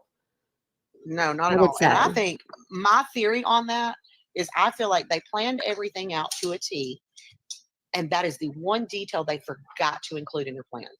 So when they were asked what was he wearing, it was a oh crap moment that we forgot about shoes. Yep. So now we got to say he went barefoot. Yeah, but let's back up. Let's back up. I thought of that too when I heard that. What I find interesting is that they could have easily said, "Oh yeah, he had a pair of shoes on," because nobody would have really known any different. And I would Well, even, but they well, what? would because he had just went through that growth spurt. So Seth knew what shoes had just been purchased for him. He doesn't know That's for the only sure thing about though. that. Yeah, but here's my He doesn't see him for 2 weeks. theory on that. And the thing is that Seth can say, I'm sorry, but if you were living in a split home, it would be kind of hard to know what parent has bought the kid what. Like after a while, I would think that, you would just assume the other parent bought the item for that, you know what I mean, for the kid. say that all he You wants. might see like a new shirt, but you might not think, oh, like, look, you know what I mean? Like that's not his shirt. Like surely you would think that, just the other parent bought it. Coming from his house. You wouldn't need to address But it or what anything. goes on at my house doesn't necessarily mean he knows exactly what's going on. Well, apparently they had just had a conversation about it because Seth had just bought him a pair of boots, and she had, I guess, told him that he only had 2 pairs of shoes at the time, and then so Seth bought him another pair. So I okay. guess Okay, well, see, that's something I was not aware of. So yeah, okay. Right. And And did she? that- I'm sure she told the police, that he's barefoot, and I'm sure he would have been asked, okay, how do you know he's barefoot? She said all shoes are accounted for. right. Yeah. And she could have easily just said, I bought him a pair of shoes the day before and they're missing. But like I said, I think it was a oh crap moment that they were kind of backed into a corner. Well, yeah, They because forgot to plan that one. they already had their story mapped out. Yes. Right.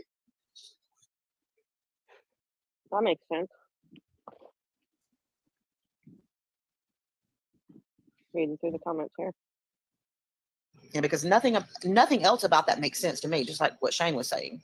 So that's the only thing plausible in my mind that would be the reason why they said he didn't have shoes on. Now let me ask 2 questions here. One, how big was Sebastian? Did any of the parents still ever pick Sebastian up? He was 5'5" and about 120 pounds. Okay. Size 10 and a half shoe. That would be Yeah. no then. Because my Yeah, next 10 and a half question was shoe. going to be, how many times has a mother picked them up out of a sleep with no shoes and left in a hurry? But that would make sense because that's set in stone. They're not going to pick that child up and carry him out. DJ wants to know, did they ever say if Sebastian had socks on? I've never heard that said. Saying what? I've never heard them say if he had socks on or not.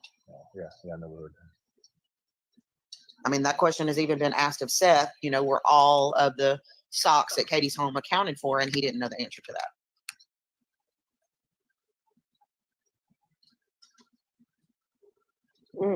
Someone made a good point. Judy Short said the mom couldn't carry him, and don't you think the stepdad could? What's that? Yeah, I think he could, but I also think she could have. You do? She was in the Navy now. I think she was in the Navy, and it's alleged that she was in martial arts. So I think she could. Well, my question would be though, why would you think that she wouldn't just normally, if she was going to leave with him, she wouldn't just wake him up and say, let's go? Why would she pick him up? And again, correct me, Kayla, if I'm wrong. Okay, the question is no, but if both CP and KP were both home, I don't think the stepfather was home. It was just Miles. That's what they say, but he slipped up a couple of times and said we. I was going to say that's the story that they're telling. Right. Well, let's just say when law enforcement showed up, she was the only one there. Right. At that point. But he slipped up in an interview. They were talking about the window and, if he could have gone out a window. And they said the screens were on the window and that he would have stepped onto mulch and bushes if he had climbed out of his window. And CP made the statement that we would have heard him. Right. And think of this, guys. I think that the reason they're saying that he was there and then he was just poof gone. Yeah. That's a story that you could stick to that you wouldn't have to really think about. Mm-hmm. Whereas when you start getting detailed in your lies, you got to be real careful. Yeah. Yeah, he did slip up a couple of times, Spartan. Yeah, there's a lot of theories now. Was he home? Could they both carry him to the car? She drove halfway. He took him out of the vehicle. She headed back home. Oh my goodness. Like you said, Kate, an open phone call. Like, are you kidding? Like, let's both take them to the car. Like, these people are not living out in the country or anything. Like, what is going on over at Proud Foods home, on Stafford Court in their little gated community, that they think that these people are just up in the middle of the night, unaliving their kid, and then they're both carrying them to the car, and then on the halfway there, one of them gets out and gets them out of the car. Like, what? Y'all are just making up stuff. Mm-hmm. Jennifer said that Because they know this is going to be deleted. Well, they think it's going to be deleted. After the TikTok is up, it is deleted. So if you want to see the video, you can't go to TikTok and watch it anymore. CP said on Nancy Grace that he had not been home the whole month of February. But then a neighbor or someone, I can't remember who, No. had said that he was home Fake neighbor. for like the first weekend or something of February. Nobody said and that. People bringing up he was on a call with Facebook. I can be on Facebook and my better half can be in the other room, right? Right.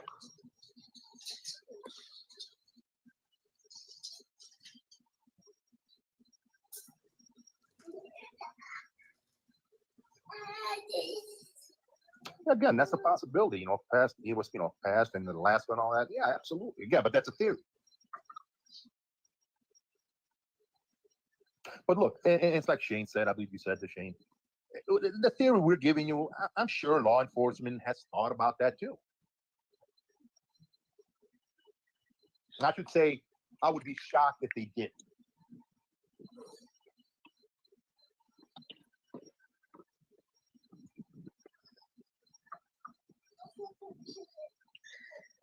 One of the things that would come to mind for me is, when the parents were painting a story that this child was just gone, one of the questions would definitely be brought up is, could he have run away?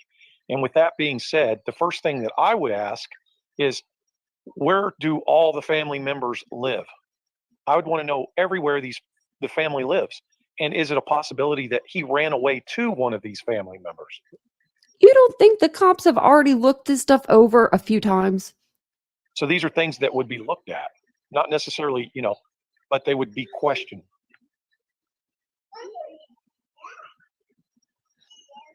What is that?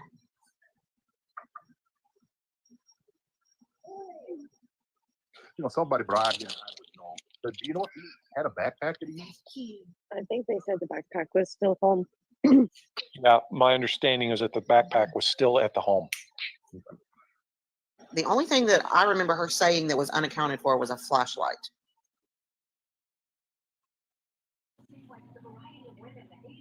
Which would make no sense to me that he would have a flashlight, not his shoes. It was a keychain flashlight that he really liked. I guess he really liked this keychain flashlight. Now, if it's something that he really likes, he's going to take it with him everywhere. But wouldn't Exactly. that flashlight would have been caught on that ring candle? No, it wouldn't. In the Caleb Harris case, he was only caught on one side of the ring camera. He wasn't caught. He was caught coming into his house, but he wasn't caught going back out of his house. Just like in the Sebastian Rogers case. How about that? Wasn't caught on ring camera going out of the house.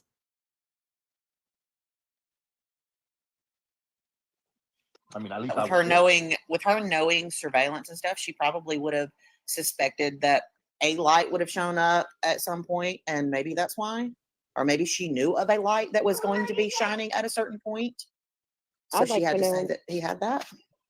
I'd like to know from neighbors if it was always natural and normal for them to not have their outside lights on, or if it was just at night.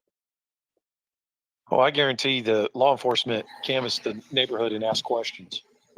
Well, they did say they had those two floodlights on.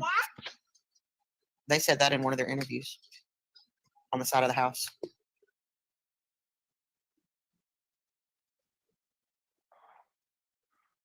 I think they said it was an Avengers flashlight. Yeah. I never heard that part. Yeah, but I think somebody was pranking about a 15-year-old. I know. I think I'm familiar a little bit with Peyton Pickard, and it's totally good. You can't compare that this to that. Who's Peyton Picker? Why does it sound like a Yeah, story? I agree, DM. I mean, I feel like if he had ran away, He would have taken his phone. He would have taken a bag of clothes. He would have taken some food. Yeah, his switch. Yeah. Well, no, I wouldn't see, and I look into it a little different. The reason being is because Not if the person said, leave all your stuff, I'll buy you new. I've experienced where we dealt with runaways where they left with what was on their back, and these individuals were found, but they absolutely didn't have extra clothing with them. They didn't have all that. Okay, so let me ask you this then. On those cases, were all of those just runaways, like going nowhere, or did they have someone that they ran to?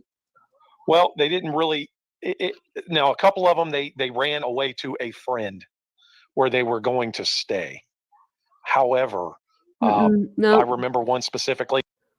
we just went over a case the other night. Aries, missing for 2 days, autistic little girl. She walked out the front door, was her third time doing it. She took the cat with her. She had us all scared. He had nowhere to go, They found her and with he the didn't cat, take though. anything. All he took was a skateboard. See, skateboard. This kid took a skateboard. So And why do you think the skateboard? when they canvassed the area, it took them a while, but they found him hiding. Hmm. But he had left a note saying that he was going to run away. And basically that was it. And you would have expected him to have taken more than what he took, but he didn't. He took the clothes on his back and his skateboard, and that was it. Right. So, like DM said, do you think that was because it was a favorite possession? What would you guys take with you if you could only take one thing? Just one. And it can't be like your significant other. Just one thing other than them. Because, I'd have to say Vincent, but the thing about that one. If you can only take one thing with you, I'd probably have to take my cat. Sorry, girls. Possession? Yeah, probably, most likely. Okay. So with a child like Sebastian, who, his whole life pretty much would be based around routine, would you think that it would be possible for him to just run off without taking something with him? I mean, I know your answer. I'm just saying that's subject to debate with each and every one of us are different, And I would say that, my opinion with everything that's going on, I don't think he's a runaway. That's why. Right. I just don't. And I don't either. Sometimes I just ask these questions because I see the comments and, I already know the answer and I already know what I feel on it, but. Sure. Well, let me ask you this, Shane. What would be the difference between a regular runaway and a person with autism that's running away?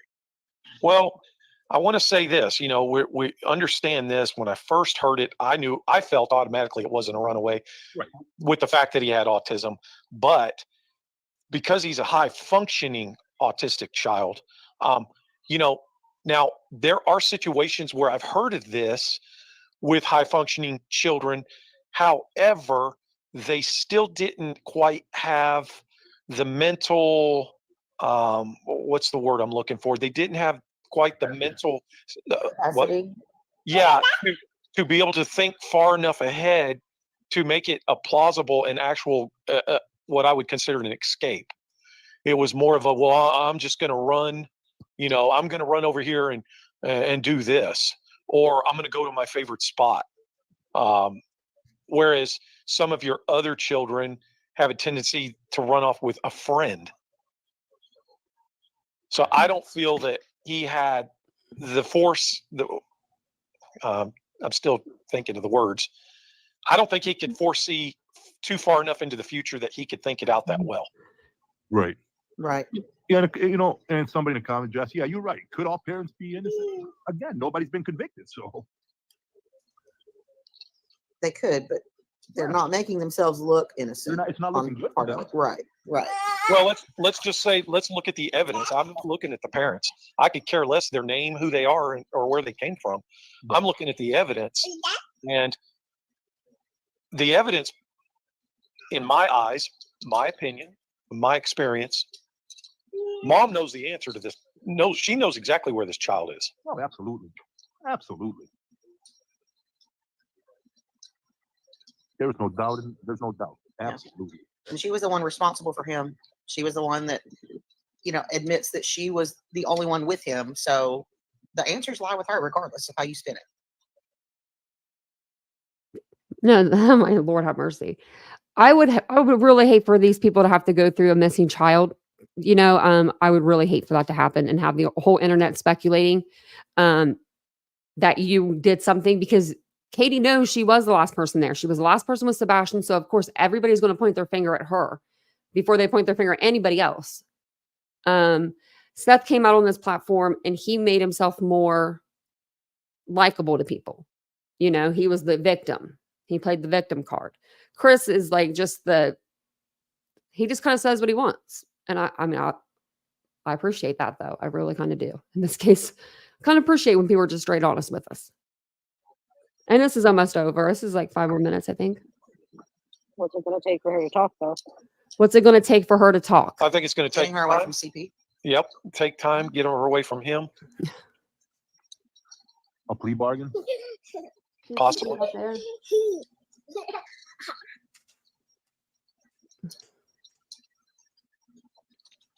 Well, wait a minute. Are they married?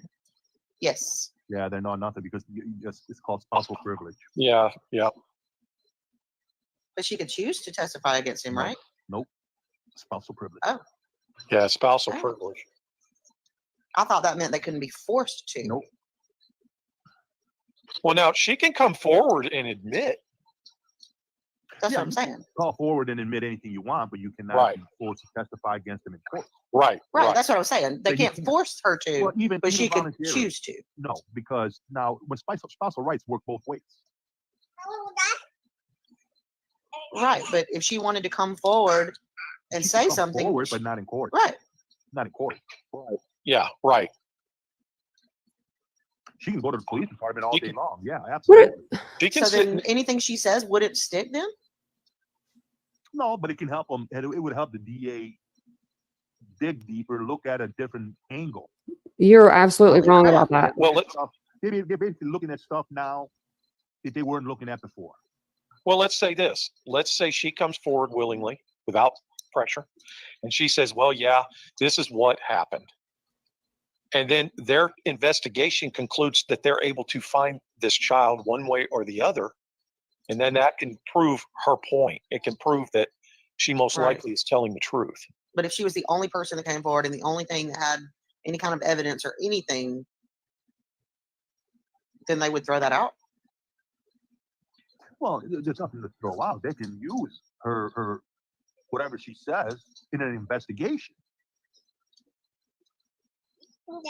Yes, And they're that not. investigation leads to evidence. I'm going to and tell you, leads this to- guy then, yeah, doesn't know what he's talking if about. Okay. not, This guy's not very smart. Spousal privilege, also known as marital privilege or husband-wife privilege, is a law that protects private communications between spousals and prevents one spouse from testifying against the other in legal proceedings. It applies in both civil and criminal cases and can cover communications made during a marriage, even if it ends in divorce or the death of one spouse. So it's just recognized by the law of evidence and the Supreme Court to protect private spousal communications and prevent any testimony against a spouse from being used in judicial proceedings. But if you want to talk, you can talk. but they got to connect the dots in an end around. Right. So, which, I mean, I don't think this is going to happen, but let's just say, what if they were to get a divorce? Could she testify then? And could Yes. that be used in court? Yes. No. Absolutely. Spousal privilege. Even though they were No. married at the time? It it happened? just said that. Spousal privilege does not apply in exes. Okay. Even though they're Yep. married at the time. Okay. Yep. Okay. Yep. Once you get divorced, the spousal privilege ends. Yes. He's not going to let her ever, he's not going to ever. Says here, can cover communications made during a marriage, even if it ends in divorce or death by one spouse. Good golly. Give her a divorce then. We only got a minute left. Well, that's if we're speculating that he did have anything to do with it. I mean, come on. Right. No, I'm just We saying. know he's not covering for her. I understand. I'm just saying.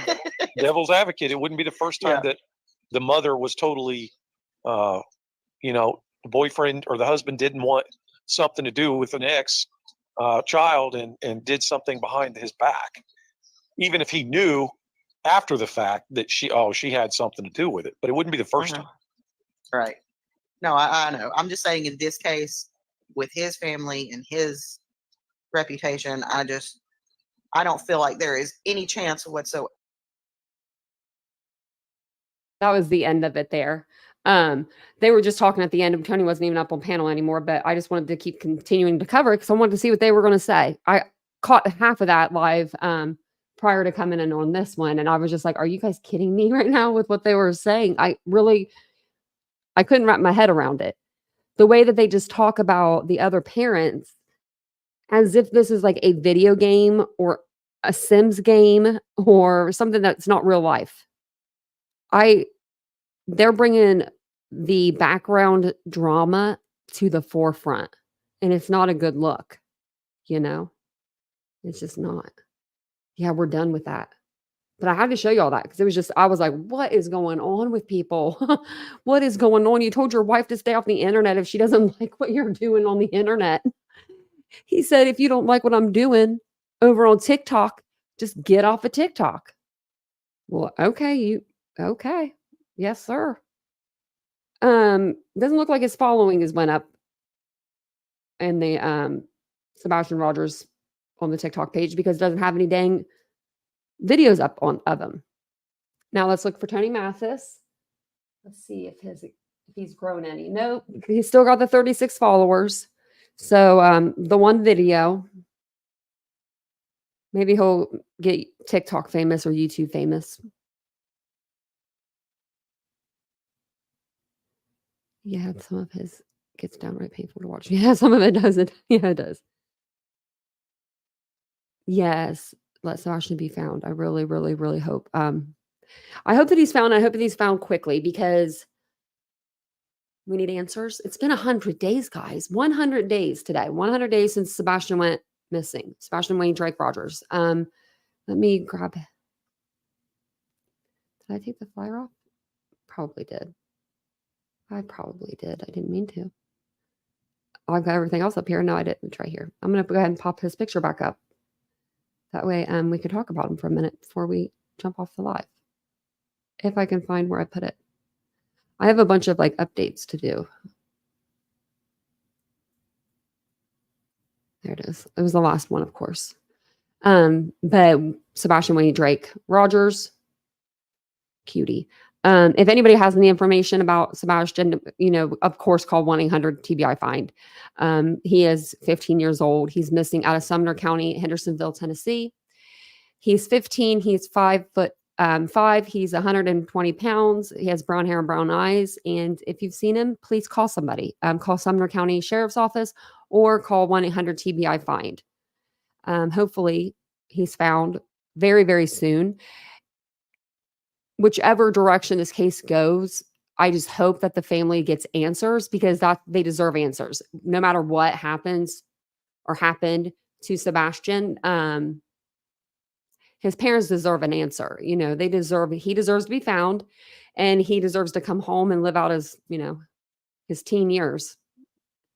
And I really don't know how I feel about this case. Like, I don't usually you'll get like a feeling or something, if they're like, if you think they are still around or not. And in this case, I don't have that feeling that he's gone. I don't have that feeling, but I don't know, Sebastian, but I don't have that feeling that he's out there, not like discovered, if that makes sense. I feel like they did their due diligence, but then again, maybe they didn't because at the beginning of this case, it was probably a free for all, I'm sure. With all of the YouTubers that flew in, all of the TikTokers, all of the, the mess in the beginning, the United Cajun Navy, you, Vlad, all those people coming in and out. I mean, and Sebastian has gotten lost in the mix. Oh, you're welcome. Have a good night. Okay. I got it. No clues or no sightings. Yes. See, and I don't know, sometimes, usually with cases, I'll in my back of my head, I'll be like, oh, that person, something probably happened to them, or, you have a thought as a human, you have thoughts. But with Sebastian's case, I don't know. I just feel like he could be out there and he literally could just be hiding. Somebody could be hiding him, helping him. Obviously someone would have to be helping him because he's 15. I just don't know. I don't know. But thank you guys all for being here. You think he's gone? I don't have that feeling. And usually I'll have a feeling one way or the other. This one, I don't have a feeling either way, but I don't know. This one, I just have I have faith. I have faith in this one. I don't know. When I just have faith. I have faith. I couldn't imagine being a parent of a missing child. I really couldn't. I mean, I couldn't imagine being a parent because I don't have kids, but you know what I mean. I couldn't imagine being a parent of a missing child and not knowing, just the not knowing part would eat me alive. Oh, thanks, Mary Beth. So Julia's going out, I think pretty often, it looks like. We on last night's live, we did an update. She did like a Facebook update. It was Facebook. And then Chloe's been going out as well. The PI, I think she was a PI. Yeah. So she's been going out also and doing searches on her own. So there's still people out there. And then Terry Lynn, I think the YouTuber is, that she goes out and she searches. So yeah, just keep the faith. We got to keep the faith. This is, I mean, like, oh my, I couldn't imagine. This is probably a nightmare for the parents. I mean, a literal nightmare. Having to deal with all of this when, something as tragic as losing your child, that should be what's on everyone's mind, but it's crazy. But thank you guys all for being here tonight. I do appreciate it. Thanks for coming in, stopping by. If you guys don't mind, subscribe to the channel, hit the like button. We do talk true crime daily here. That's our thing. So if that's your thing, go ahead and hit the subscribe button. But thank you guys all for being here. I will be back tomorrow night, same time, same place, all that good stuff. Have a wonderful day or evening, and I will see you guys all tomorrow. Bye, guys.